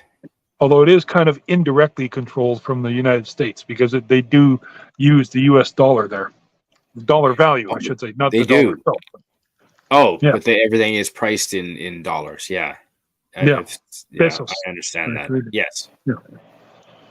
Yeah. Okay. Yeah. Anyway, Do you mind reading this from our friend Richard? Hello, Richard Spake. Thank you for being here. And do you mind reading that, Rod? yeah, sure. William Shakespielberg. Duke has been the target of environmentalists like you wouldn't believe here, because they aren't going for the bullshit stuff, but sustainable energy sources. Good for them. I'll if I ever have a few bucks to be able to invest, I'll have to think about them myself. Right, about them. Yes, they're passing laws in Australia about methane cooking power. Yeah, that's gonna Wow. a lot of street food vendors are having issues with that. Yeah. I don't want to say any. I don't know specifics, so I don't want to say too much about it. But and Suzanne says credit unions are still free from government corruption. Rodd Thunderheart, they are. That's true, and I do use a credit union myself. Me too.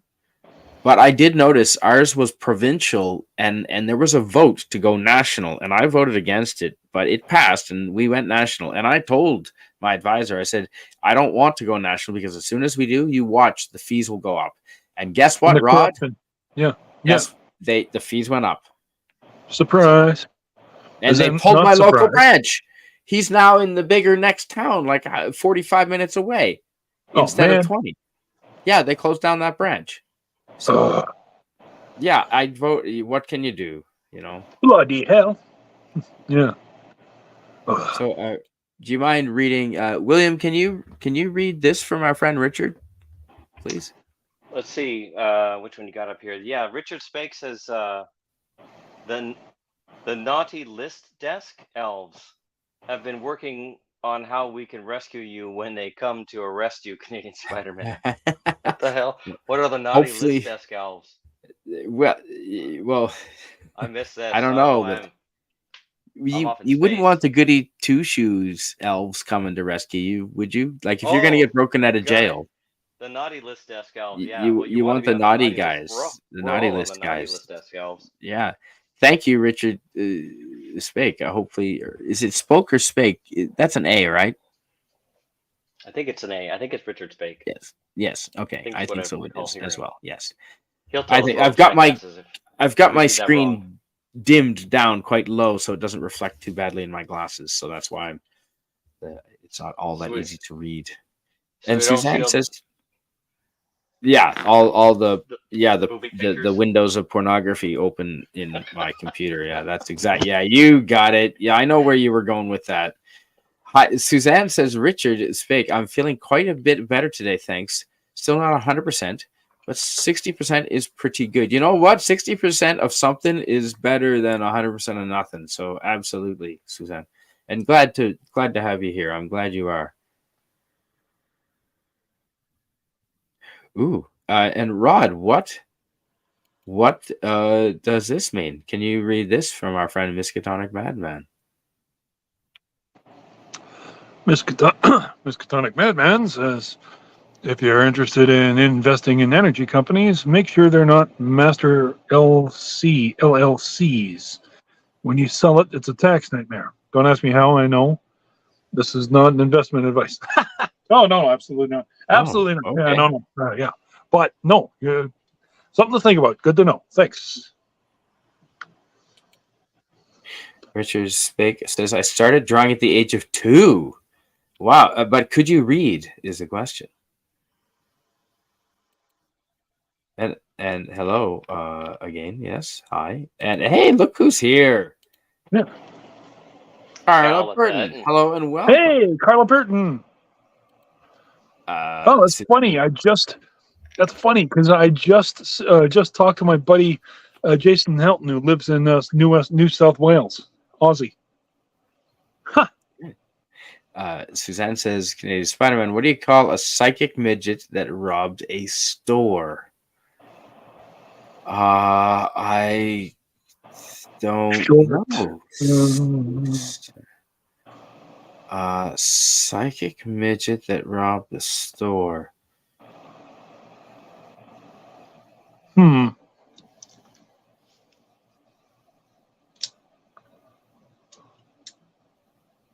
drawing a blank. Yeah, I was quite. Indeed, me as well. Yeah, I'm not sure. Oh, spoke like Coke. Oh, spake like cake. Okay. So, see, it looks like Coke. See, it's easy to misread with the screen. This Ah. you get my point now with those Yeah, lighting yeah. this low.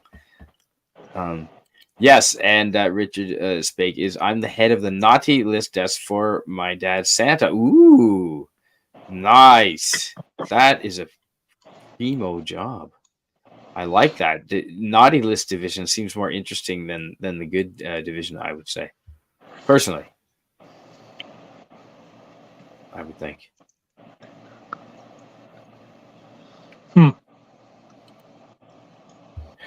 So electricity, that's going to be rough because a lot of provinces in Canada are barely meeting their needs as it is. And our infrastructure has been largely built in the 50s and hasn't, like, we haven't really built anything substantial since then. We've maintained them. You can argue to what degree we've maintained the stuff, the infrastructure. But I think we're going to have to spend a lot of time and money and effort maintaining the infrastructure we've got and creating a lot more energy. And it's going to have to be all of them. We're going to have to do, as long as it's responsibly done, we're going to have to do solar. We're going to have to do wind. We're going to have to do tidal. We're going to have to do nuclear. We're going to have to do oil, especially in the short term. All of those things, as long as they're done responsibly, we're going to need it all. You're right, William Shakespielberg. If not only for our own needs, but the opportunity to sell it to other nations. We don't want to miss out either. We don't want to miss that opportunity. Well, the big thing is we need to kick.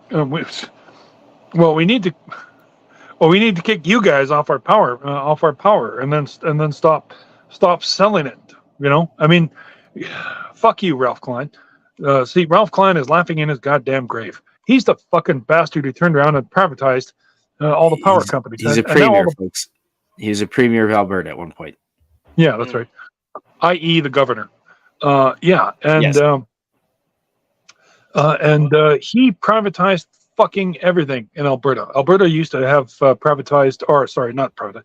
The liquor stores were owned by the government. And I'll tell you one thing, like when I was 15, that was kind of intimidating. You're just kind of like, you're not just like, you know, defying the store. You're defying the government. You know, if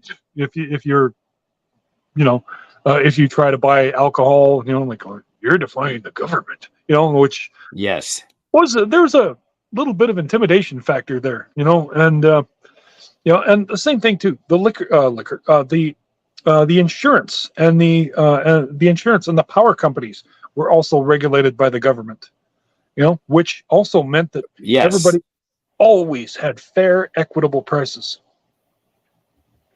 And it was and no one person was left out. You could all had power at an affordable rate. But now I'd be terrified that if I said something against Trudeau, they would say it was hate speech and cut off my power. I would have that legitimate fear.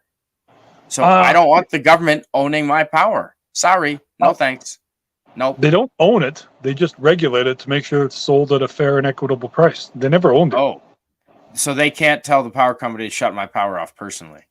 No. Oh, good. Say go fuck you. But they can set the prices. No. Well, now they can set the prices. But I mean, like, you know, the government on the other hand could, made sure that they were being sold at fair and equitable prices. That's the whole point behind. Small, medium. I hate that word. I hate that word, socialism. You know, there's one point about that actually does work. What Rodd is saying in Thailand. Sydney, Rodd. whenever you go to if you go to No, he lives in rent New South Wales. oh if you Sorry, go I to, just. sorry. If you go to rent an apartment in Thailand, one of the important things you want to look into is, or you want to ask is, do they get government rate or not government rate electricity, See? right? And the Yeah. government Right. you want government rate electricity because it is substantially lower than unregulated electricity, which is just priced based on whatever local power company is jacking you for. And what's interesting is that one building can be you could look at one building and they'll have government rate, and a building right next to it will not be government rate.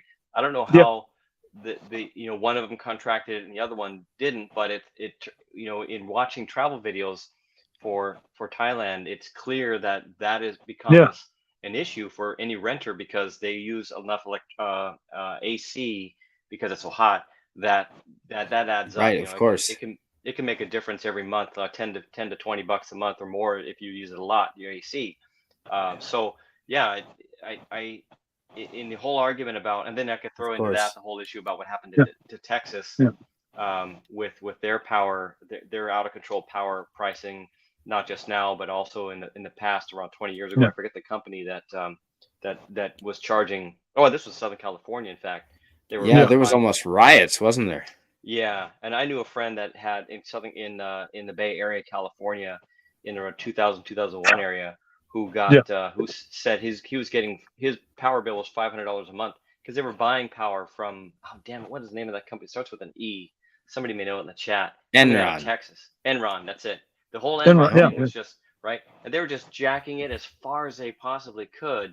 And you look at that whole situation and the current situation now in Texas, and I say, well, that's I would never move to Texas because of that one reason alone, right? Lemon Pie's got it. Yeah, Lemon Pie confirmed also. Yeah, I remember that. I do remember that now. I would never move to Texas because of that one issue alone at all. Yeah. But Thailand is sitting there showing that government rate electricity regulated is a good thing. At least that's one example of that. For that working in that kind of socialistic and energy argument. Also, Suzanne and Carla have been going back and forth here in the chat about solar and wind energy, and those two are. Sorry, Carla.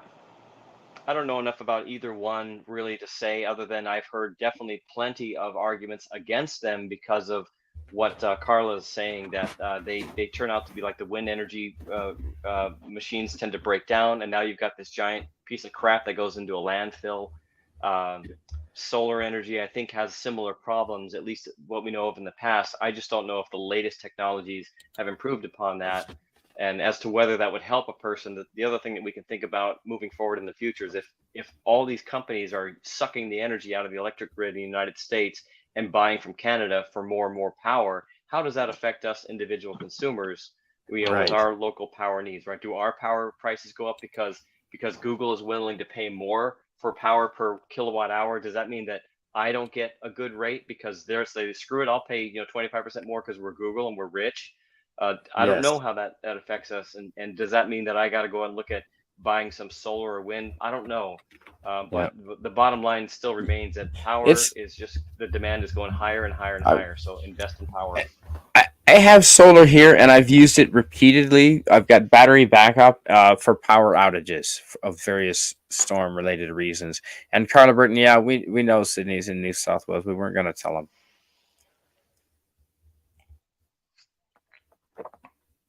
I've got the solar and the battery backup just for storms, and I can go for an evening or a day. But I certainly wouldn't want to live off of it. I mean, I could if I absolutely had to, but it would curtail my activities a lot. I'll tell you what, solar is definitely more viable here. Wind, no, we had weeks where we didn't have any wind to speak of, weeks, not too long ago.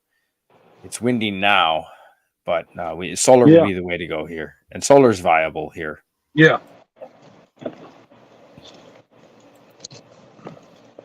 Ooh. Oh, Enron committed fraud and was prosecuted and found guilty of it, according to Lemon Pie. Right. I don't know. The Lemon Pie spreading rumors. I think he's right. I believe he is right, and I don't think that I don't recall I've my heard that friend too. telling me. I don't recall my friend 25 telling me years that he ago. got paid back for the outrageous prices that he paid. I'm not aware that he did. Oh, okay. So yeah, how does that work? You know, we're even the United States is it's capitalist when everything is going well, Yes. and it's socialist. It's capitalist when everything's going well for the corporations, and the country turns socialist when it's not. And suddenly we bail out General That Motors and all the fucking correct. banks in the country and every other Yes. goddamn industry there is. It's No. sickening.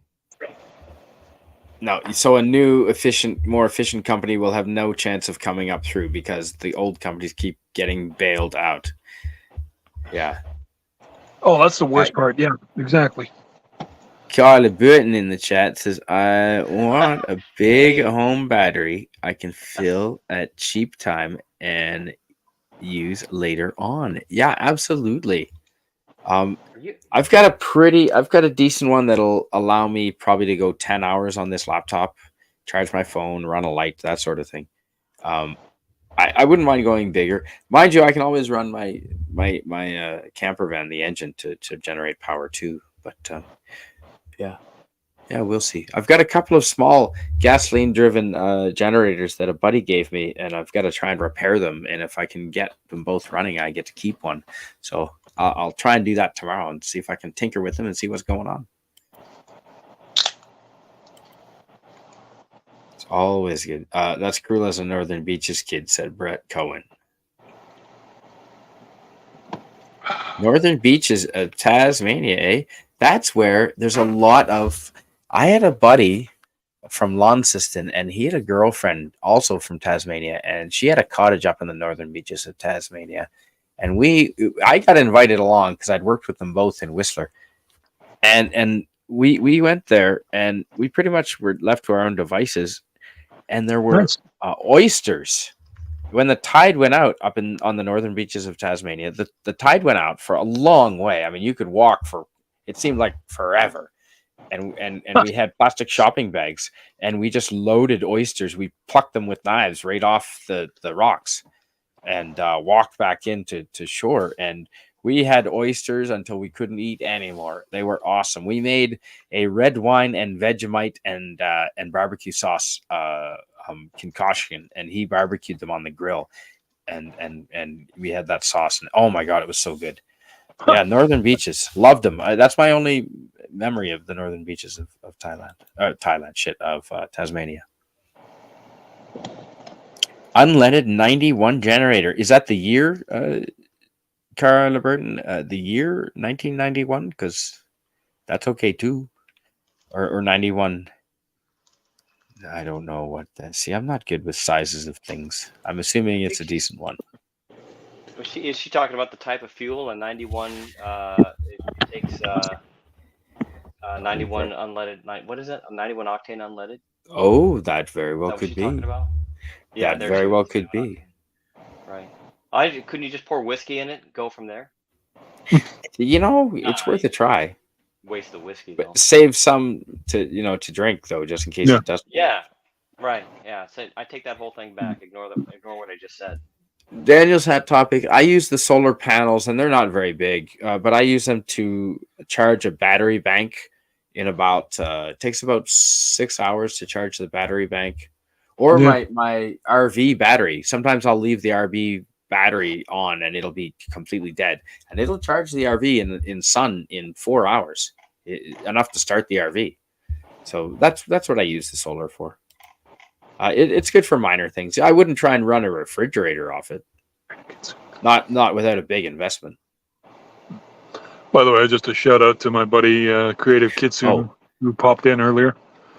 Hopefully he's still around. It's getting a little dry, but yeah.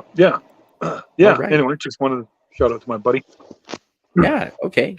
I did see them earlier, and I think we shouted them out. Yeah. So I thought. Yeah.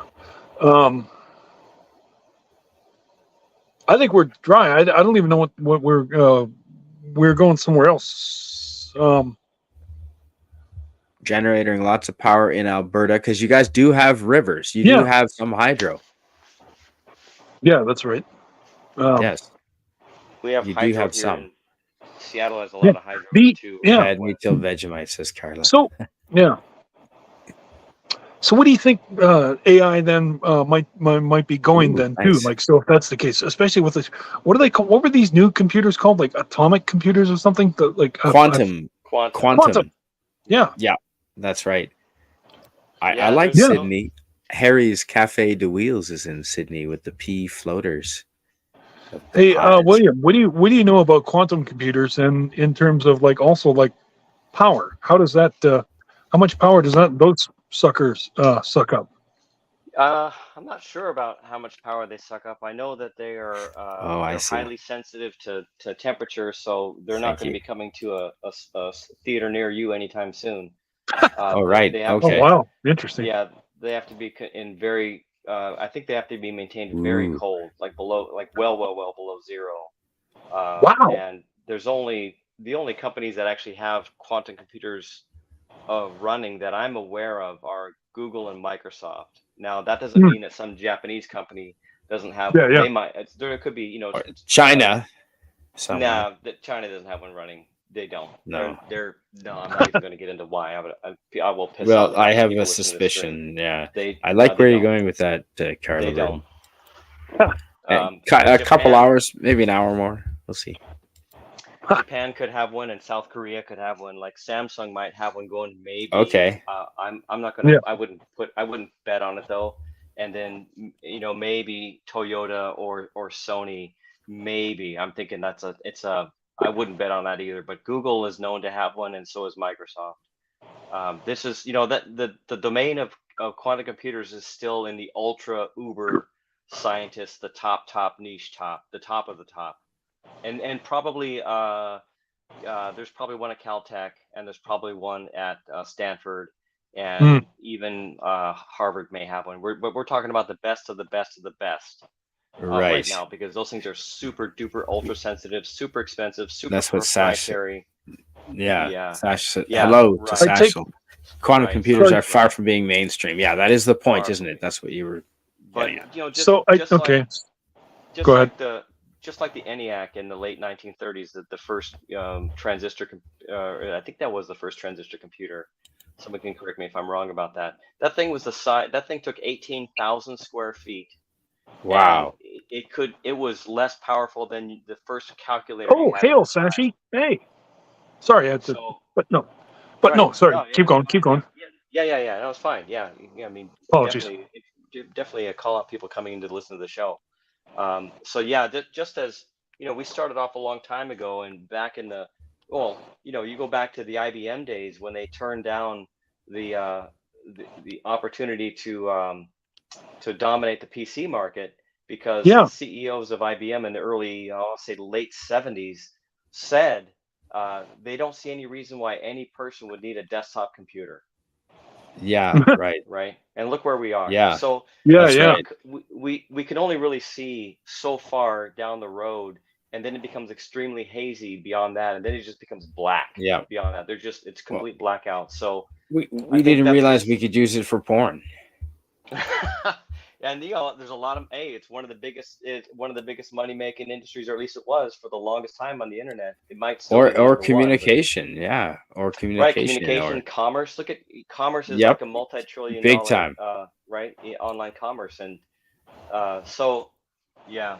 So anyway, the quantum computers, what it's going to take for those things to become mainstream, who knows? They're going to have to be able to make the thing is what's Done. happening at the quantum level is so sensitive that it has to be an extremely controlled environment, and that kind of environment is extremely expensive. So And by environment, you mean temperature controlled, Temperature. draft controlled. Yeah. everything, like clean room, total clean room, no wind. I get pressure, it. no nothing. I Yeah, worked that's in an just- environment. Yeah. I worked in an environment, and they had sticky pads on the floor, so that when you were supposed to wear boots anyway, and you had little booties that you had to put on, and you still Yeah. walked across the damn sticky pad because they were growing crystals that grew for a month at 1,000 degrees Celsius within 1 degrees of temperature, one way or the other, and they were used, crushed up, then ground up and crushed and used in solar panel technology. and like first like really advanced solar panel technology. So that was cool. But yeah, we had a very clean room. Absolutely, very clean. I got a note from Lemon Pie that my audio is really low, or low compared to you guys. So I'm going to see if there's anything on my end that I can do about it. I'm not sure. Maybe there might be something on your end, Spidey. That also. Let me see. Edit mic settings. Here we go. Mic volume automatically. No. Let's not do it automatically. Give me control and let's boost your mic. And you are now boosted 200%. So we'll see how that goes. Check. All right. Check. Chuckles are back. Yeah. Can you hear me? I certainly can. I'm back. Sorry. Hi, Rod. I figured you'd come back. There we go. If anyone then check and say if I'm now distorted or if it sounds any better, just let us know, please. Oh, thank you. Absolutely. So, Rod, I think it's going to be a long time before they use computers or any kind of AI to drive, from what I hear, long haul trucking. So I think your job is safe. I guarantee that. Like the computers just aren't there. We thought they would be here by now, and they're just not able to drive like humans. It's just not a thing. No, that's absolutely true. I still think it'll happen in my lifetime, but at the same time, hey, Carla. Sure. Hi, Carla. Hi. Sure, me too, Rod. I was just writing little pig, let me in. Yeah. But you let me in too fast. Oh, well, I didn't want to interrupt Rod's train of thought. Yeah, sorry. I'll do that. I know Rod's train of thought has been derailed. It might be in our lifetime. It hopefully will be in our lifetime where they have computers driving cars and trucks, but it won't be in the next 5 years. No friggin' way. No, I'm on that. I mean, also because has anybody noticed too? And this is what I want you. I'm especially interested from you, William Shakespielberg. I feel like we've hit a wall in terms of technological advances because we're doing great, and once we got the smartphone, boom, and then all of a sudden it's 2015, 2016, 2017, and now it's just about 8 years later, and that's an infinity in terms of when you consider the amount of technological advances from just the cell phone to the smartphone. So that being said, what do you think? You agree? Yeah, we've definitely come a long way with massive amount of power in our hands. And what have we done with it? We've spent all our time on social media. Not to deter everyone from the show. Okay, this show right here is the most important thing you could be doing right here, right now. Yeah, exactly. Listening to your friends. But all the rest of that crap you guys are watching, it's garbage. You understand me? That's right. But think about it, though. Seriously. Yeah, you're not wrong. Look at, you go on, I don't own a car. I haven't driven for a long time. I don't like driving anymore. And so I have a bus pass and I live in the city, so it's fine. And when I get on the bus, everybody's got their face down in a phone. Not me. I read a book. I usually have one, sometimes two books in my backpack, and I'm always reading. Trying to catch up with things that are researched, and I like to read things that are researched and well thought out and vetted out, not just the latest piece of shit news that may get my endorphins up for 5 seconds, and then I'm flipping. Well, that's what everyone is doing. That's what society is doing, and I think society is getting dumber, frankly. Have fun, Brett Cohen. Have fun at Alien. Enjoy. Oh, bye. Have fun, man. Yeah. Oh, Oh, I was nice. just telling him. Going to I was Alien. just telling him that I had 2 caramel koalas today. Now that my husband goes back to Australia, he's getting me caramel koalas. Ah. Hey, just as a side note, William, have you heard there was a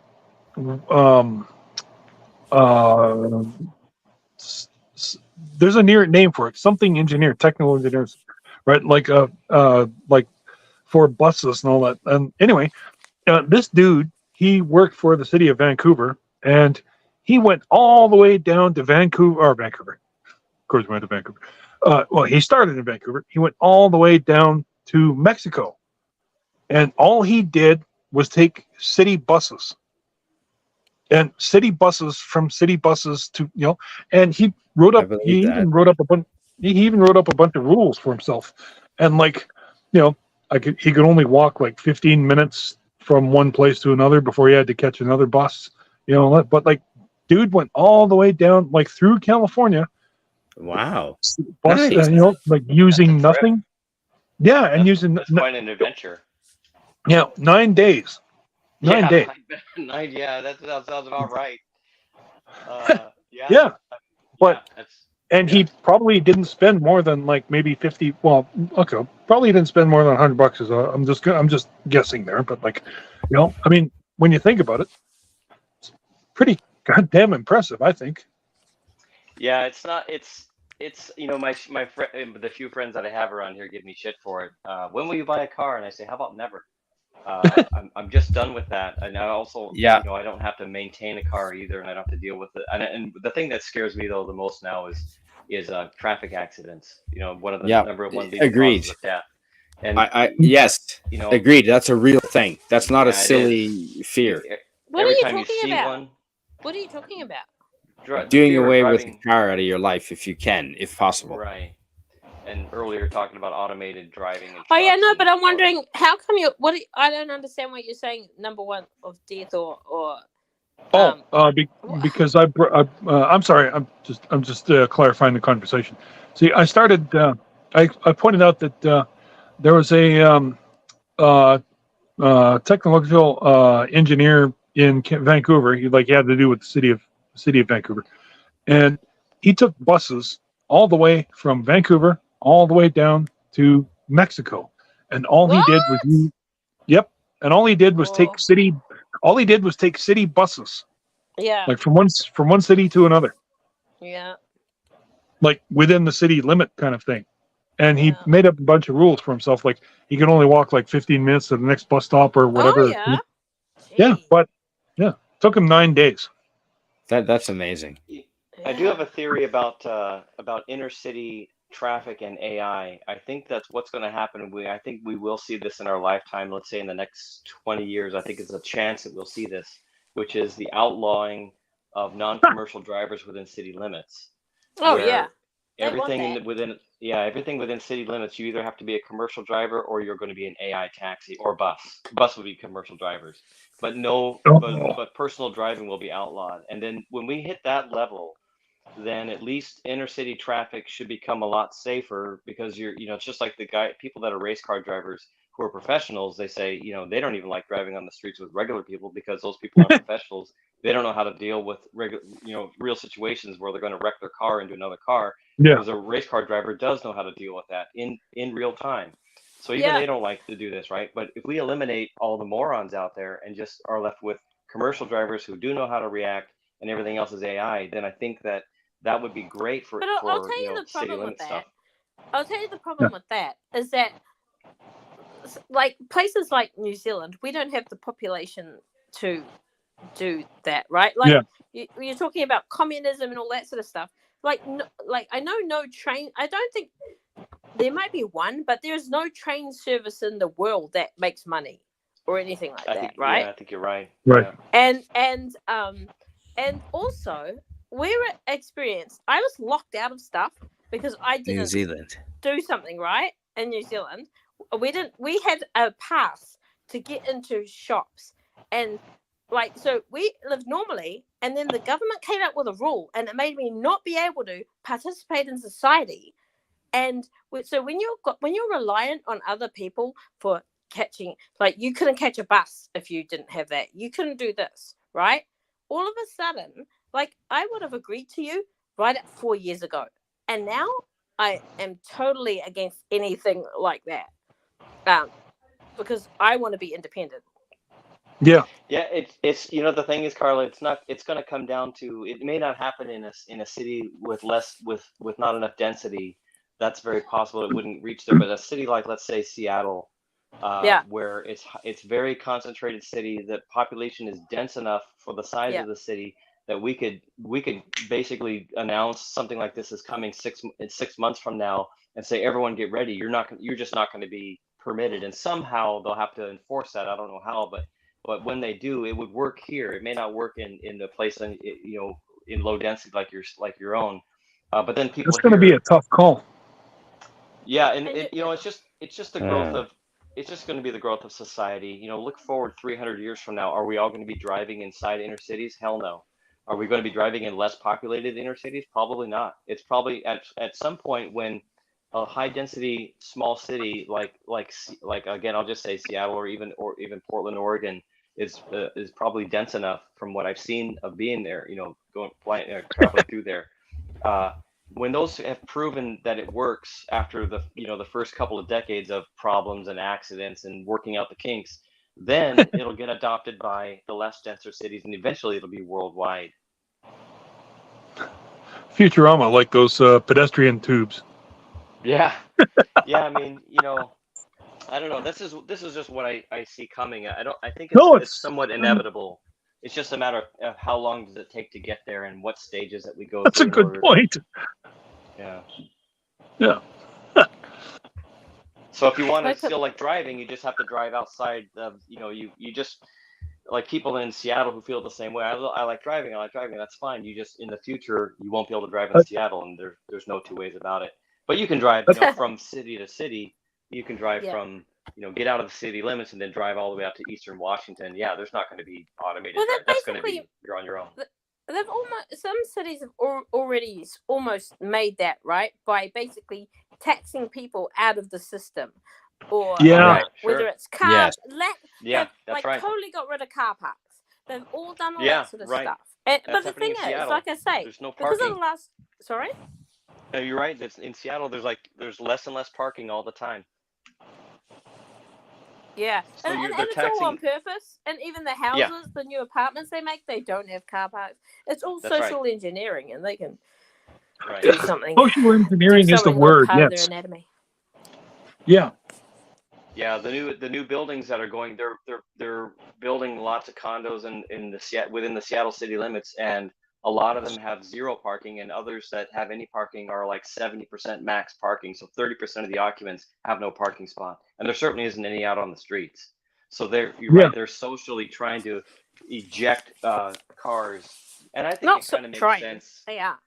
They are. Yeah, they are. Yeah. Right. They are. They are being successful at it too, because more and more people are taking the mass transit and they're improving the mass transit too, which is good. They're not just going one way on it. They're building out all kinds of light rails. They've got a master plan going out for another 25 years from now of all the stuff that they're building out. So I've seen it. They publish it. So yeah.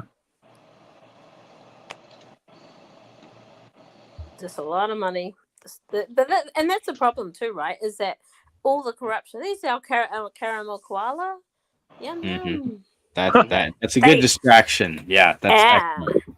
Isn't it lovely? And they come in big sizes. Like come in small share size, maybe 2 inches, and then they've got like a 3.5 inch type, koala as well, which I give it to the boys as treats. Available only in Australia? Mm-hmm. Yeah, I think so. But we can't get them I would here. think so, yeah. I mean, send it to another country and people are like, koala? What the fuck is that? So, look at that, teddy bear. Nice. That is that looks delicious. I would eat the heck out of that. Oh, yeah, totally. I would eat one like 30 centimeters across. Yeah. Well, I'll tell you what. Like a foot. Get one together on a hot day, line them up, and on a hot day, come back to it later on. You'll be fine. Yes, exactly right. They are a thing of beauty. Have you seen those big jelly babies? Those giant-sized jelly babies? Not jelly babies. Yes. Bears. Jelly bears or something like that? Yeah, I have. Oh yeah. Gosh. They're like 1 kilo or something like that. Huge.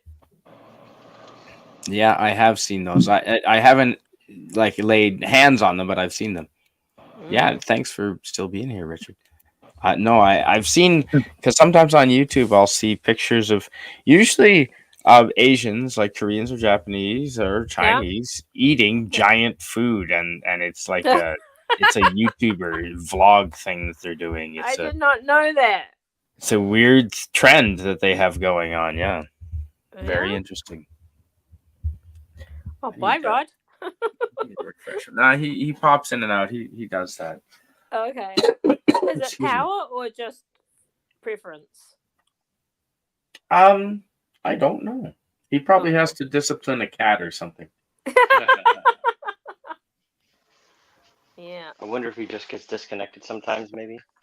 Yeah. So the limiting. So I guess the country that can generate the most power is going to have a leg up in the AI industry, which is something I never considered would be the limiting factor. Mm. I Isn't think Elon that's- Musk? Oh, sorry. Go Carry ahead. on. Go ahead. No, go ahead. Oh no, I Carl. was just saying Elon Musk reckons that when he was talking, I think he was talking to Trump, maybe I don't know, but he said that they can get it at, like they reckon that you could power your house on a like a nuclear type generator that is the size of a table or something like that. Right. Yeah. Who For knows? thorium Yeah. nuclear reactor. I don't know. Yes. I don't know. We don't have Now- nuclear here at all, so that'll have to change. But we have hydro, right? We have hydropower here, and seems to work okay. I wouldn't put stock in anything China's doing. Daniel's hot topic. If you watch any of the shows about China, they have some quality issues, and they're really good at propaganda. As is the United States and Canada, but they're on a whole nother level. That's the exact word I was going to use, Spidey. They are masters at bullshit propaganda. Like a whole nother level. You don't know what to believe, eh? You don't know what to believe. Right. Anything that they claim, just right. Talk to the hand. I don't Yes, think so. Suzanne. They take it so far, and there's so many lies that they put out that you really can't believe anything they say anymore. And if you don't believe us, like Spidey said, he and I have talked about this. There are at least 3 great China channels out there that discuss in depth what's really going on a weekly basis. And you watch one show of one of those channels, and you'll be like, holy crap! That's really what's going on. Yeah, they censor that stuff from getting out here. So these guys that report on this stuff, they get it from cell phones and with real video footage. Yeah, real video. Yeah, who sneak it through the Chinese firewall and get it over here and then report on what's happening. And it's just not in Malaysia. The food is regular size in Malaysia. Yeah, same in Canada. We don't really have big size anything over here, except for I've never seen another country have coffee cups the size of Canadian. Like your average Canadian has a 1 liter coffee cup is not unusual to have for an adult coffee mug in Canada, and massive coffee mugs. It's just a thing up here. I can deal with that. It's just the way we roll up here, I guess. That's a problem you're willing to live with. No, with this shenanigans that people get up to, I wouldn't trust a nuclear reactor in my house. Yeah, probably not. Maybe not. And Carla, do you mind reading this from our friend Richard, please? Oh, hang on. Sorry. I'm looking at the wrong badge. Geothermal power would work as a damn good energy source, but they aren't really using it for anything other than emergency power, sadly. Okay. But we have a lot of rivers here and a lot of, mountains and stuff like that. So, yeah. Yes, it is. It's pretty good. Yeah, nice. Yeah, we've got a lot of potential for hydro, but it takes 25 years to build any kind of power project here because of all the red tape and the environmental and the corruption. And the corruption, like literally 25 years to build a dam that should take 5. Yep, and the cost is huge. Of course it is. Because of the corruption. And I don't want them to screw up an entire environmental area with a dam. I do not. Yeah. But there are enough areas. We're going to have to mess a little bit of something up. We can't. Mm-hmm. But something that we have plenty of, an area that's not unique. Yep. An area that's not unique, like if you want to put it upstream from Calgary or something, that's as long as it's not in like a duck marsh habitat zone, that's fine. Yeah. But do something. Yeah. Or little tiny, like to power a city, a nuclear power station, and friggin' like Calgary, for example, bury the nuclear power station. Because Calgary is a kilometer above sea level, or is it a kilometer? Yes, Calgary is a kilometer above sea level. bury the damn thing Mhm. and I run think it there's that way. I think there's a new nuclear power station that just went online in Georgia recently. Ooh. In America, How many? Georgia, not Russia, Georgia. Georgia has Nice. rain. I remember heavy rain in Georgia. Heavy rain. And gators. Oh, Yeah, I drove in Georgia and I got down to like walking speed because you couldn't see the hood. Like I literally could not see the hood. I've been to jungles, tropical jungles in Southeast Asia, and I didn't see rain like Georgia had. Unbelievable. Wow. Yeah, unbelievable. Like maybe Hawaii would come to mind, comparable. Maybe Were they Thailand. big drops? No, Were not they even big Thailand. drops? Were they big drops or a lot of them? Yeah. Or like what? Yeah, they were. Yeah, just unbelievably torrential, big drops, and just like the windshield wipers were on maximum, and it was a Yeah. newer car, and Yeah. it could not keep up. I couldn't Wow. see the hood. It was Yeah. Oh, okay, just, yeah, because that sounds a lot like Cuban rain. Because like, yeah, and no, they were like, coming well, sideways. yeah, I mean, not Nice. only was it, Coming horizontally. It was crazy. yeah, I mean, not only was it, I mean, it was nice and Well, it's warm. not Don't that get me far from wrong. Cuba. It's not that it was far a from ni- Cuba. Yeah, okay. Yeah, but I mean, Wow. like, it was also, I mean, the best way to describe it is Peanuts rain. You know, like in the cartoon, like it was just kind of, Yep. Like that's a Cuban rainstorm. And like that's the kind of storm that rained a baseball game out. Exactly, Miskatonic Badman. If the government just picked up the Dyson sphere from the crashed alien UFOs, energy problems solved. What do you know about that, William? yeah. I commented here. Move forward a couple comments. Move forward. Can you? Yep. No, next one. Oh yeah. Well, we'll come back to Daniel too. We got that one going on too. There you go. Oh, right. Right Oh, there. yes. You guys know what a Dyson sphere is? You probably do, No. but maybe you don't realize I it. don't. Yeah, Cuban Uh, rainstorm. I said that. Let's see. I'll let Miskatonic find the episode, but I believe it was first introduced to us in pop culture in Star Trek: The Next Generation by the episode where Scotty was stuck in a transporter loop for like 78 years, and then they rescued Oh, him. okay.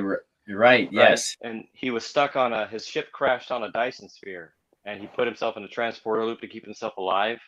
From the TOS series, and then of course they found him in Next Generation ship, found him and brought him aboard the ship, and So I think that's where we first saw that in pop culture, but maybe somebody Is that reference to that.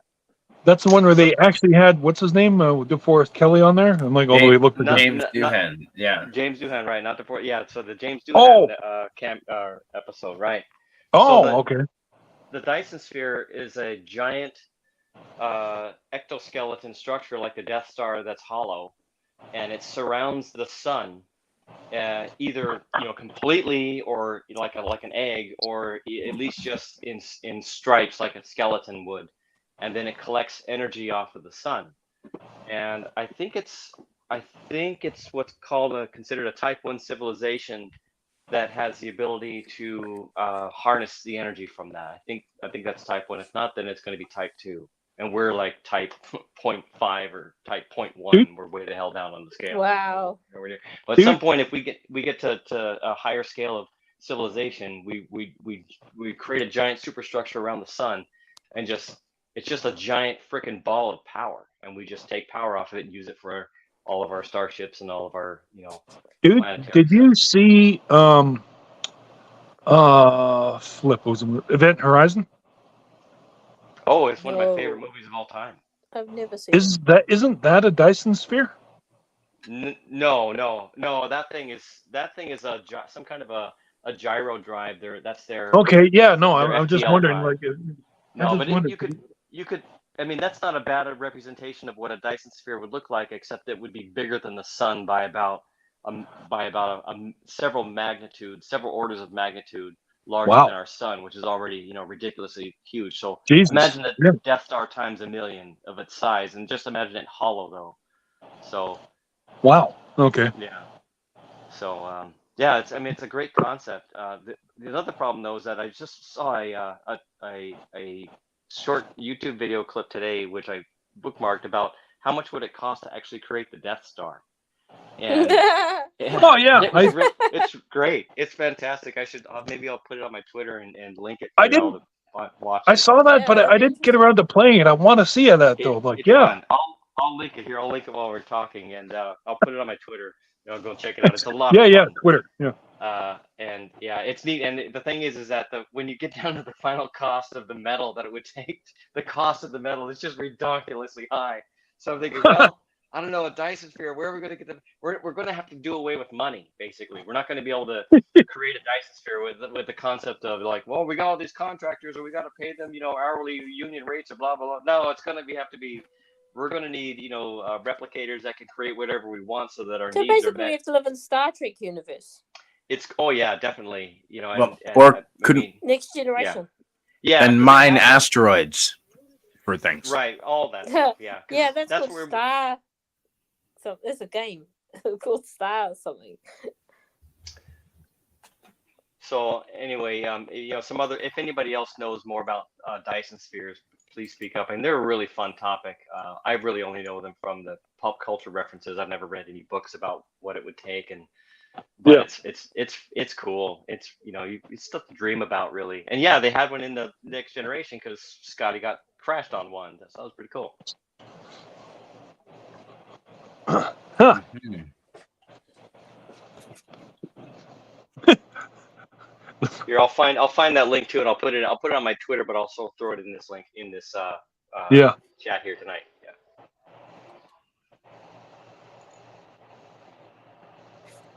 Yeah. Yeah. I don't know if it's it must be a type of nuclear.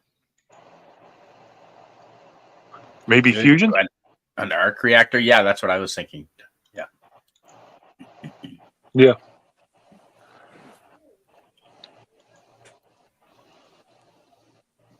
Oh yeah. Yeah. It said Cuban rainstorm. Yeah.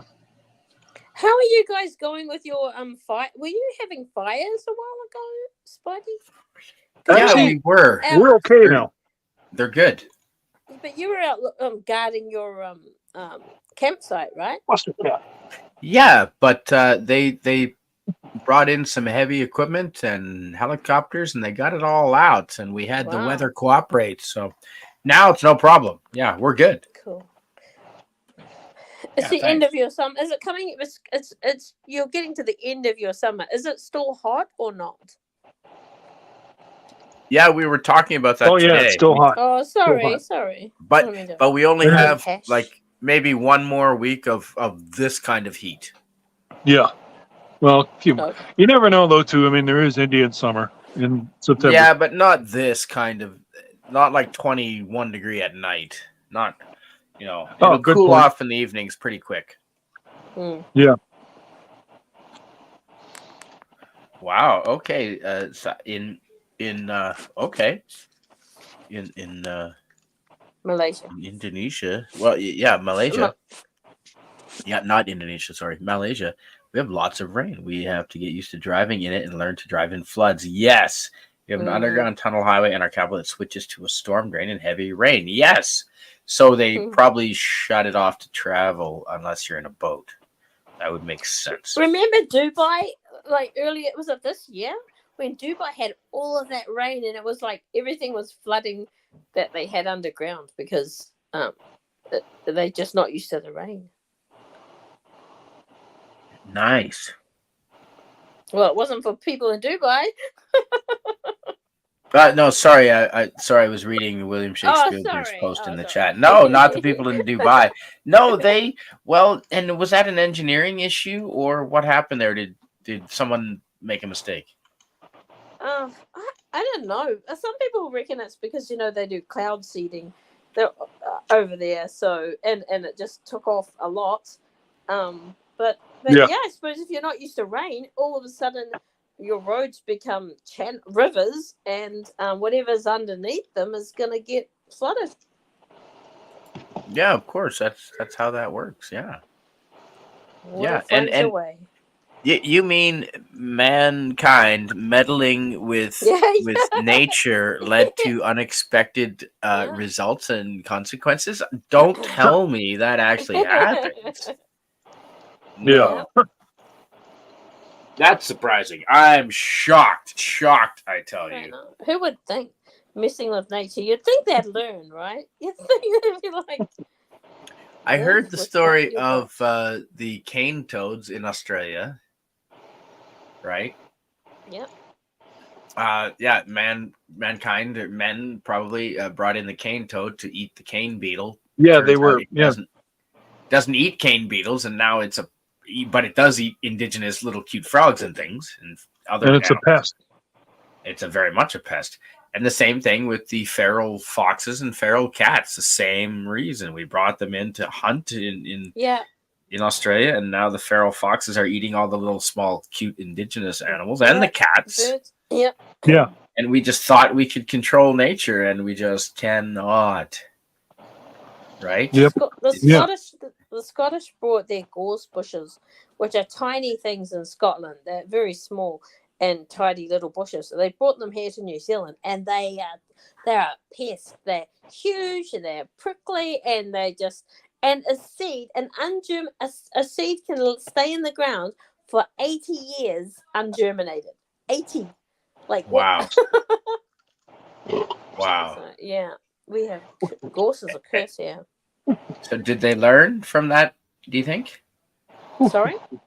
Did they learn? Did your government learn from that? It was the immigrants many years ago, like, Okay. a couple of centuries ago probably, but yeah, Sure. it's just man bringing his stuff over, his stuff. Oh, just chuck a gorse bush in the ship with us, shall we?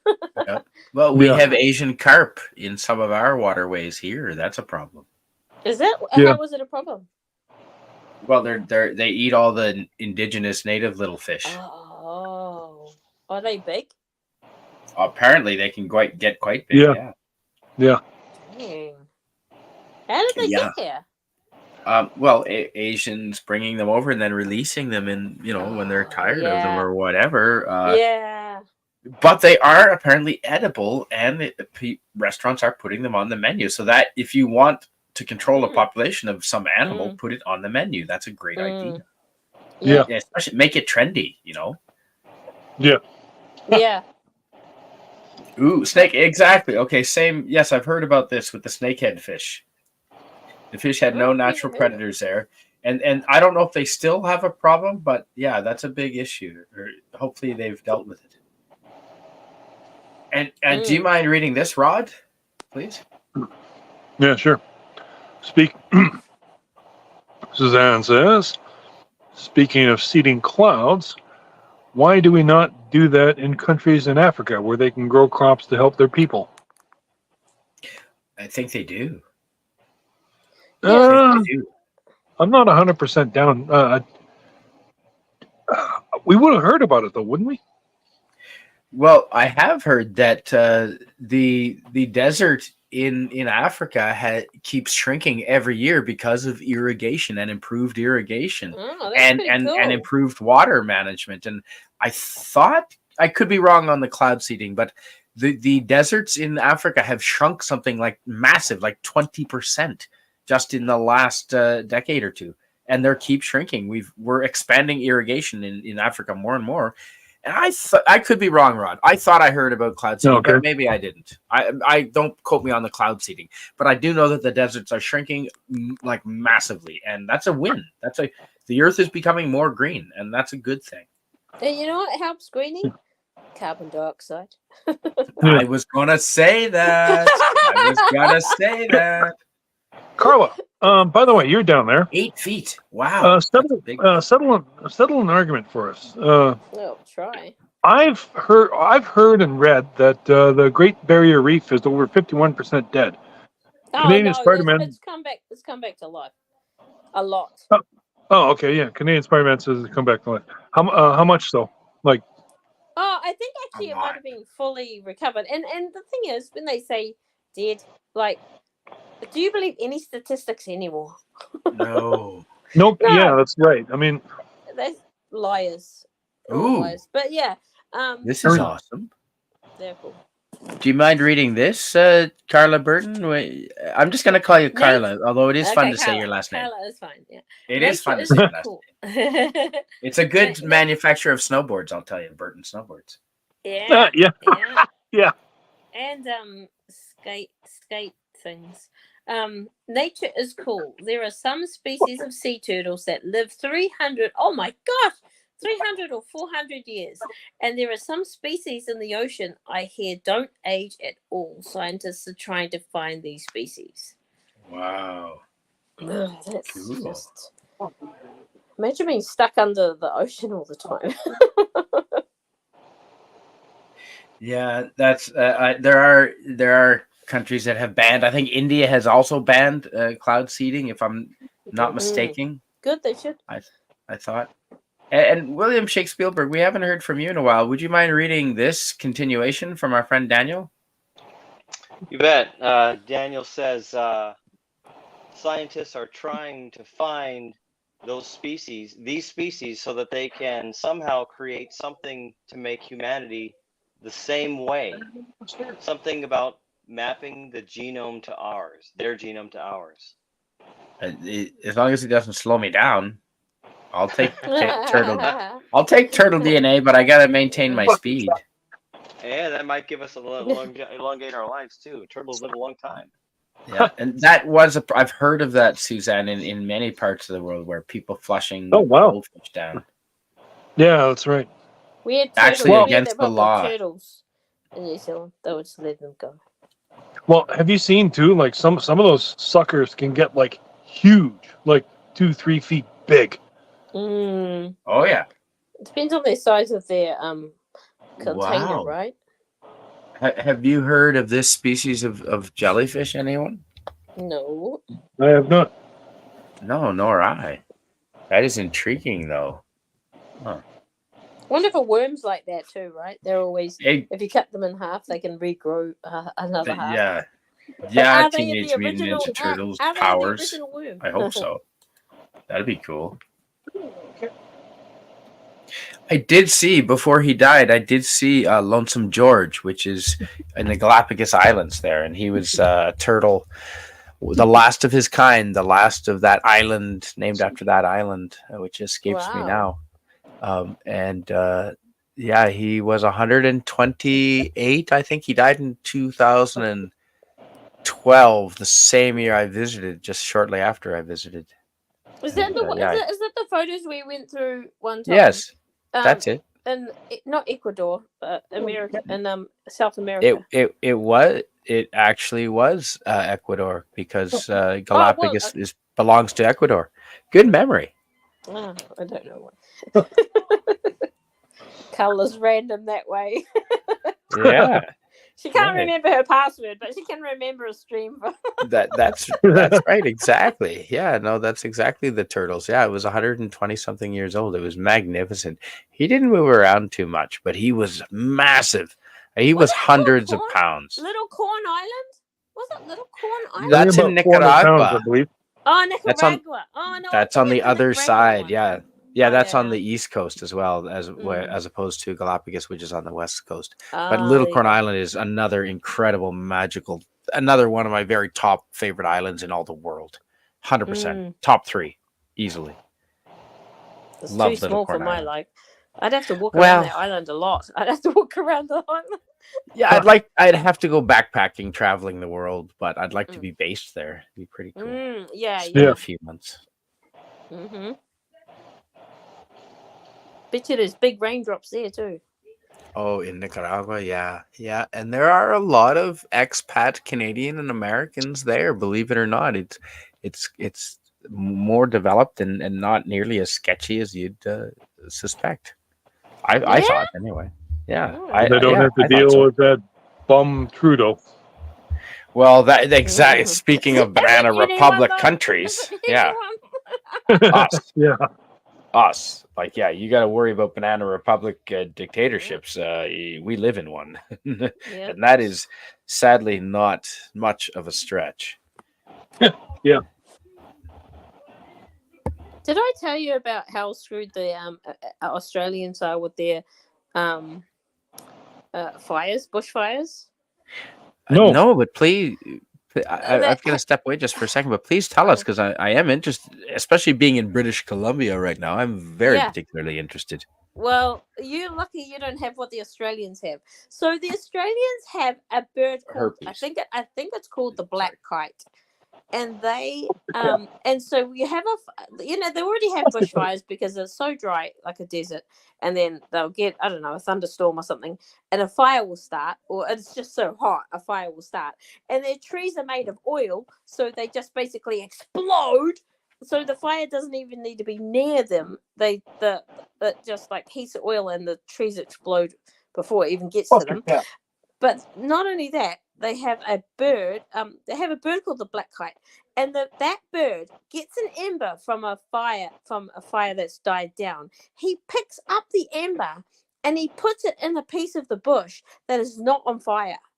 So he starts a new fire, so all of the bugs will fly up out of the fire, and he eats all the bugs. So what hope does a country have of never having a fire if you have a bird that does that?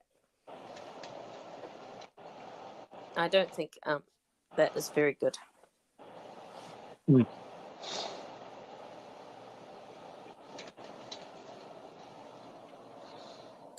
So when you see fires, lull in the conversation there.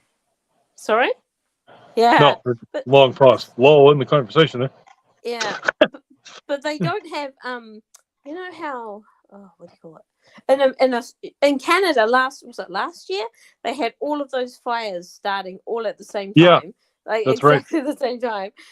So you guys should be lucky you don't have black kites there. Otherwise, Black get kites? more. Yeah, that's the bird I was talking about. Oh, sorry. No, I was kind of I spaced. Yeah. Okay. Yeah. Yeah. So yeah, it's not very good. Did But you know that that Australian almonds are illegal outside of Australia? No, I didn't know that. You want to know why? GE? Because they cure cancer. Oh, really? Oh, yeah. I think I've heard apricot kernels too, right? Exactly. Those two. Yeah. You know why? Because they contain the vitamin B17. Yeah. And B17 kills cancer cells. Kills. Like, yeah. Oh, I'm you know? get some. I'm gonna get some for my husband. Yeah, but you can't. Yeah, but you can't take them out of country. Well, you maybe might be able to like smuggle some, but yeah. But in honestly, New Zealand, you can't bring anything like that into New Zealand anyway. Yeah, no, it makes sense. But I mean, like in the United States, they stopped doing that because in the 70s because they discovered that apricot seeds and freshly raw almonds were curing cancer, but they didn't like. I mean, because they basically monetized cancer, and then as a result, why do you think chemotherapy is such a big thing? Yeah. That's what. Oh, that's the thing is, aggravating I thing. like natural stuff, but I feel like there is a place for things like antibiotics, and there is a place for chemo, and you know what I mean. I'm into both. Yeah, Daniel's Hot Topics, they do. But it's pretty efficient. Yeah. But the thing is, we have an Australian food chain here called Woolworths, and a lot of the brands are called Woolworths brands. So I'm going to go there and I'm going to see if the almonds are Australian. Hell yeah.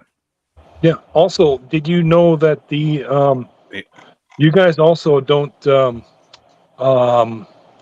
what's the word pasteurize? You guys don't pasteurize milk? No, that's not true. We do. Well, okay, as I understand it. But we do have people who do have unpasteurized milk or raw milk. That's called raw milk, right? Yeah, and basically, as I understand it, they call it you're right. You're right. They probably brought pasteurization there to the but as I understand it, they do something called high pressure treatment, I believe, and it UHT milk. ultra high Oh, treatment UHT. milk. Oh yeah, we've got that. We've got some. And you stock it on the shelves. It's not refrigerated. Yeah. That's No, right. I have that. I have that for emergencies, and we have powdered In milk liquid, as well. And then, but we this don't is in have liquid milk in form, bags. yeah. But we don't have milk Yeah. in bags. I tried Oh, that. so do That we. didn't We last do. long. We do too. Yeah, I Well, know. we do. I mean, we don't out here out in Western Canada, but in central Canada, Ontario, they do have milk in bags. Yeah. And New Brunswick too. I grew up with milk in bags. Oh, yeah, and, yeah. and the cutter that cuts the corner off the bags, Mhm. the cutter stays on the fridge because it's got a little magnet. And then the bag, Nice. Cool. yeah, and the bag just drops into. It Plastic almost holder? looks like a pouring pic, like a picture of Yeah, beer yeah. or a jug of beer. Yeah. almost. Okay. And the Yeah. bag sits in that, and then you just Yeah. pour your milk out that way. And that's how we always. The milkman used to come to the house and deliver bags of milk. Like you get 4 or 5 bags of milk every day, and if we were up extra early, like 5 in the morning, he'd ring the bell and wake up our parents and tattle on us that we were awake, getting up to Yep. no good. Damn Yep. milkman! Yeah. Stoolie. And you had to Slowly. leave your money out, and you'd leave your money out on the step or under the mat or in the mailbox. You'd just leave Yeah. your That's cash right. out. We had tokens. We had milk tokens. Ooh, advanced, right? Yeah. Wow, that's even smarter. So that so you're not stealing Yeah. money. Well, Yeah. they're more likely to steal than Canadians, though, Rod. Yeah. Maybe. Yeah. I'm Yeah, kidding. no, that's what we had milk tokens. I know. No, that's a great idea. Like bus tokens as well, and in that's right. I've seen those. Yeah, that's right. Oh, here we go. Sashi has the. Is it Sashi? Is that an I or an L? Sashel. It's an I. It's an I. It is okay. Yeah, Sashi. Sashi. She's my 100th subscriber. Yay! Oh, that's Yay, so sweet. Sashi. Yeah, I know. That's awesome. All right, and UHT milk is given there to kids in school. Yeah, it's liquid Mm. milk, but it's shelf stable. You don't have to refrigerate it, and Yeah. I guess they heat it up so much that it just kills anything that would be alive that could be bacteria in there. Well, yeah, ultra heat treated, right? Yeah, Sure. UHT it, and they vacuum seal it, and you're good to go. And that stays for years, doesn't it?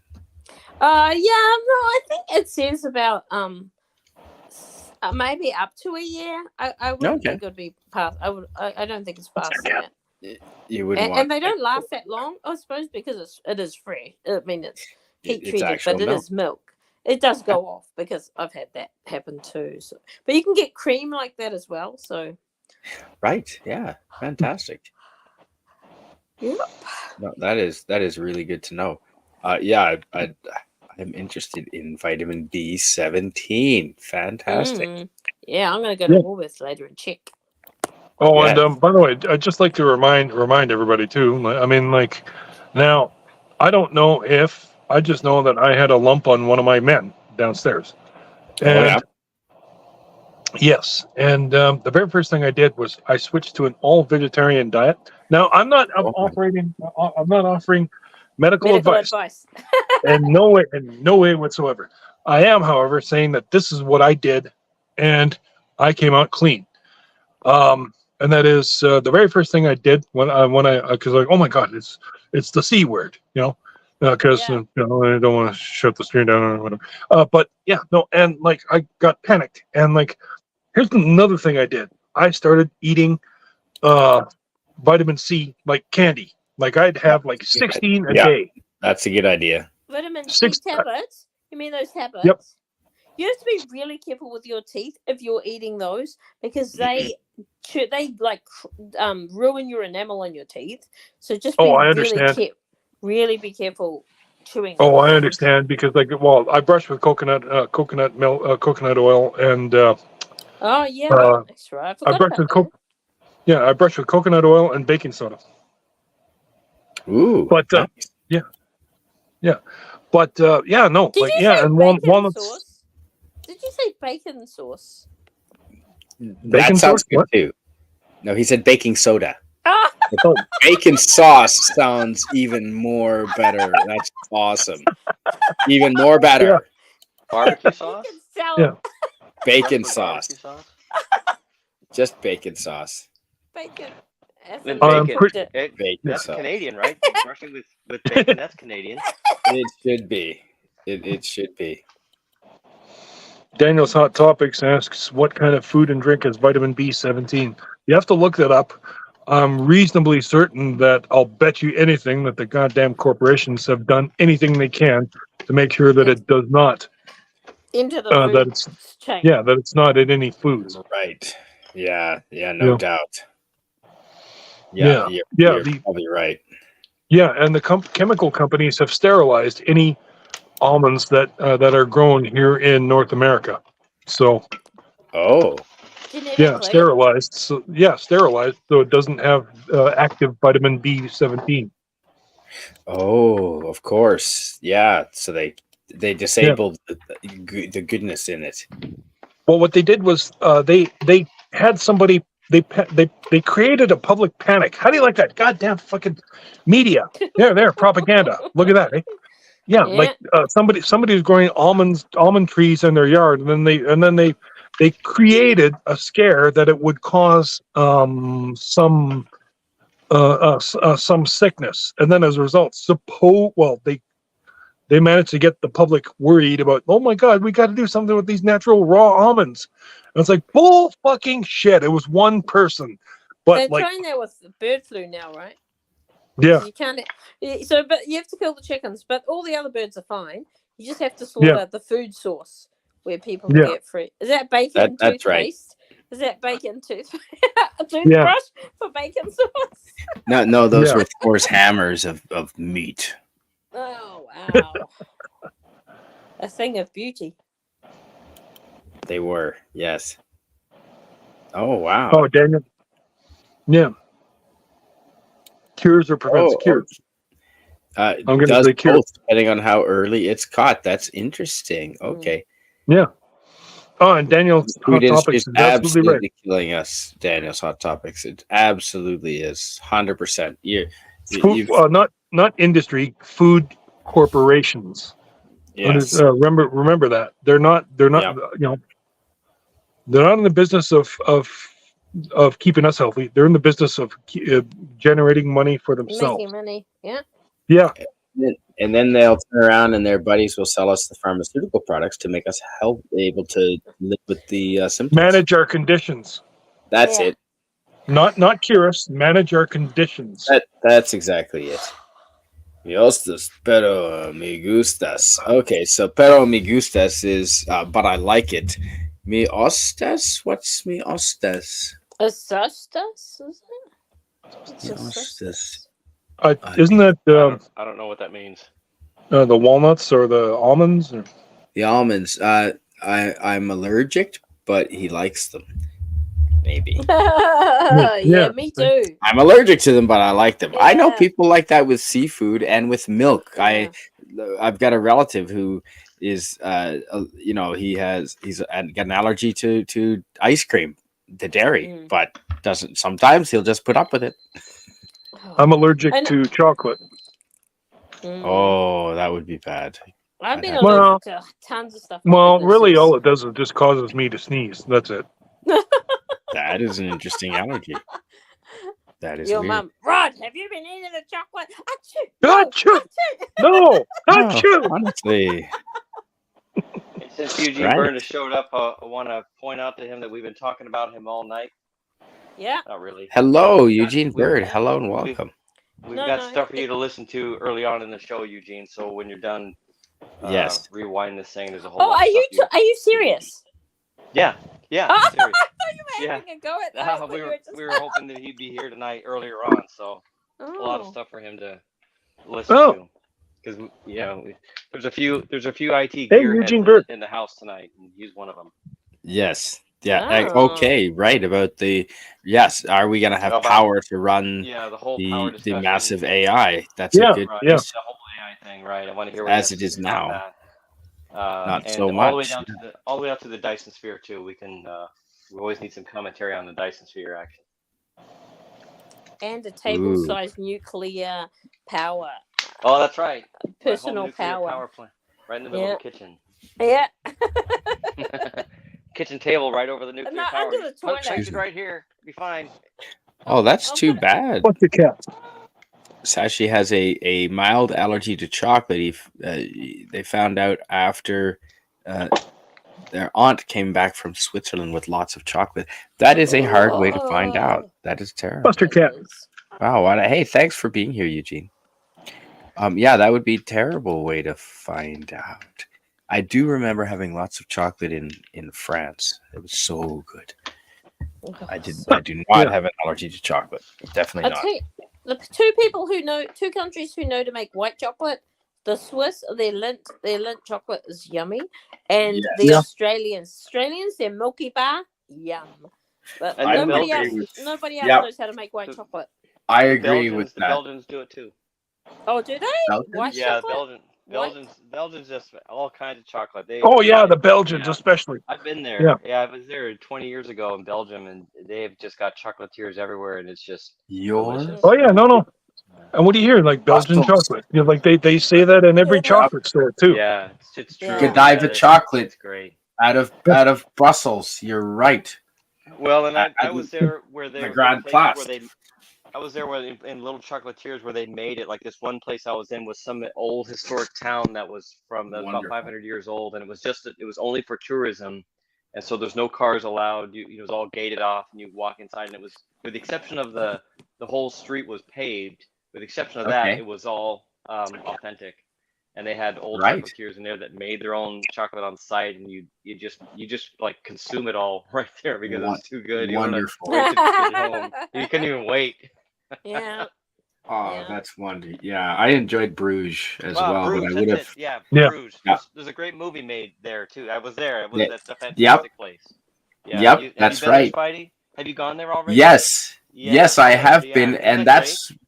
I remember sitting in the town square, and they had French fries and mayonnaise was really popular, and there was a Holland French too. fry shop Holland too. right. And I sat down at the little shop right in the main square with the clock tower that they've got right in Bruges. And they've got canals in concentric circles around Bruges with bridges. Oh wow! Oh wow.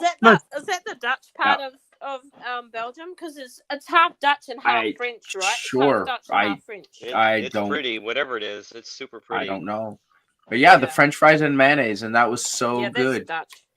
And Rodd, I tell you, they were the hell with ketchup. You'll never go back to ketchup. Mayonnaise and French fries, man. I haven't had ketchup on French fries for a little while back, but it's only because I was out of mayonnaise. So I used ketchup. But yeah, no, you're absolutely right. Because you're out of chocolate. Absolutely right. Yep. Oh no, I know chocolate. I don't know nuclear reactors, but I do know chocolate. I mean, I know the basic principles of them, but I do know my way around chocolate. I definitely know my way around Chocolate and wine. I Chocolate. think red wine is good too. I think. Ooh, yeah.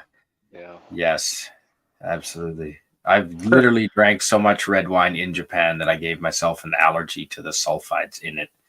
I had to take a couple of years. I had to take a couple of years off Yeah. red wine. Yeah, had to. Wow.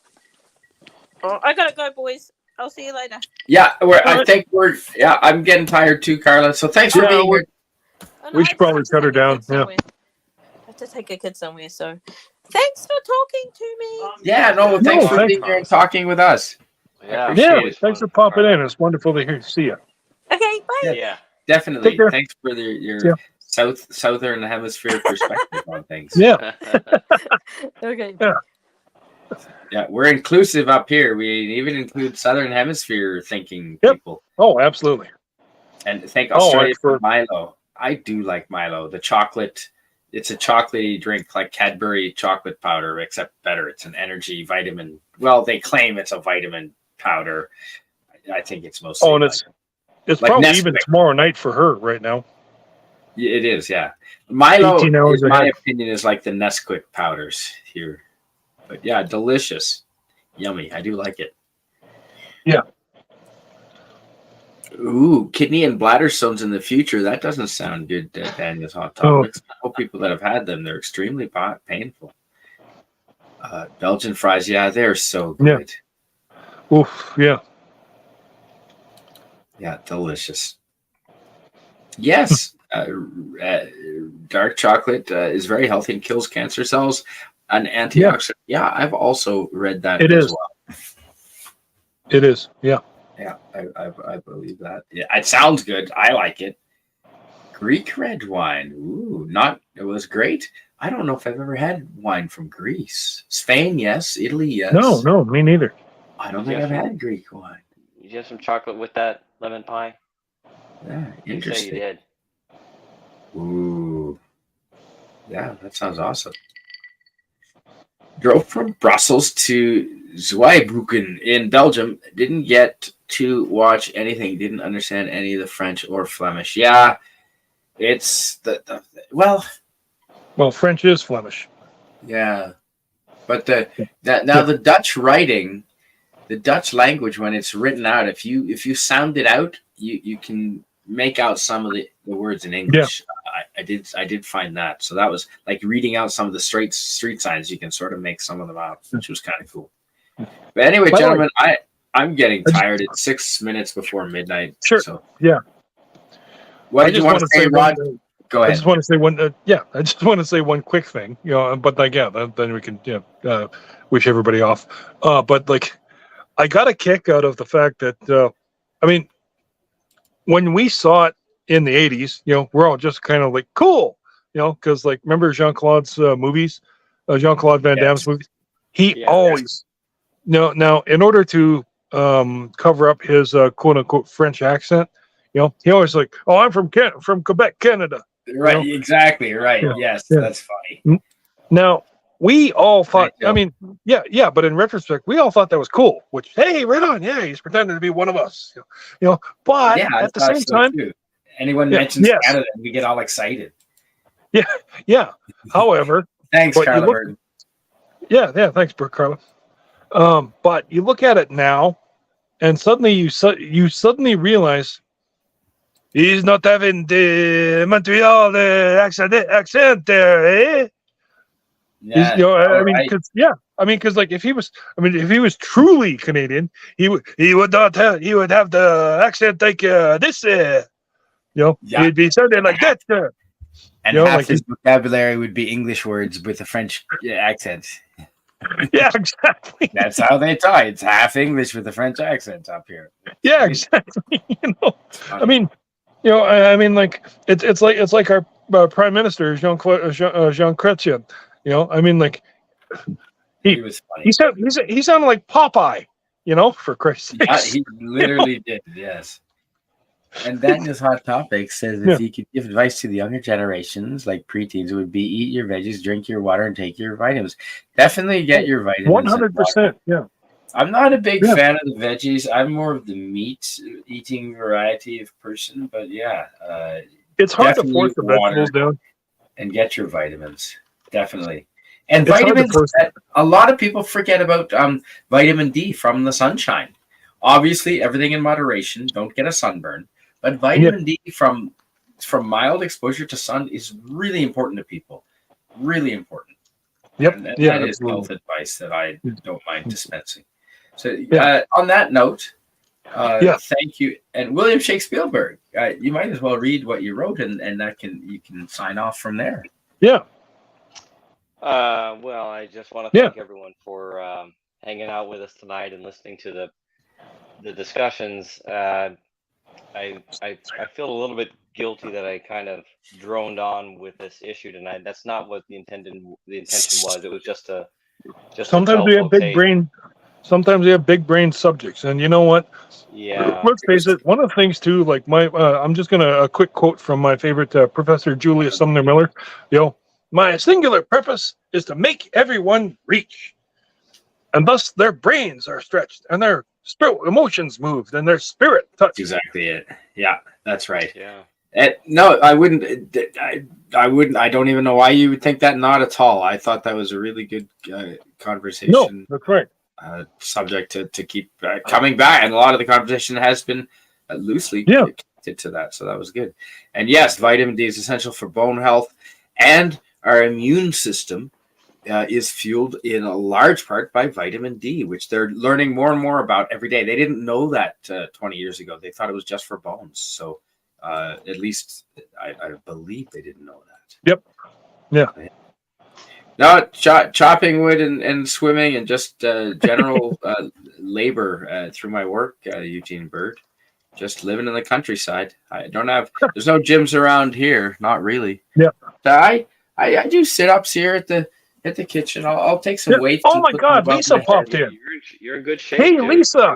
I try to. You've got to. Lisa You shit. have to. Oh, okay. You've been Hi, listening. Lisa. Lisa, you've been shows lurking then. Hello. Okay. Sign us off. Oh well. Thanks for being here. So glad to be here, everyone. We will be streaming again anytime the three of us get a chance to get together, or just Rod and I often as well, and sometimes Carla. William and I, and Carla and whoever else. So we'll be streaming whenever we get a chance, and every Thursday, of course, I have my travel show. This week I have Fermented Cinema on, and we're going to be talking about Osaka in Japan. So that'll be fun. Oh, very nice. Yeah. Awesome. So, thanks, Suzanne, once again for your wonderful. No, it's not Suzanne. No, it's not my Lisa. And just as an interesting side note, I'm going to make this real quick. And that is that Lisa and I kind of sort of like fell by the wayside a little bit because Thanks, Daniel. I don't want to. I'm going to just simply say that we had let's just say some heated discussions, and it really came down to more because it was I don't even want to say somebody's time. I'm just going to say that it was. You regret. Good night, Miss Katana. Okay, but we've since made up actually, and it kind of also had to do with the fact that I didn't want to tell her my sister died or anything. This was about a month ago, and I don't want to. I just simply, but we've mended fences since. So but that's Lisa from YouTube, not. Yeah, that's right, and that's not my Lisa. No, different Lisa. This is definitely a different Lisa.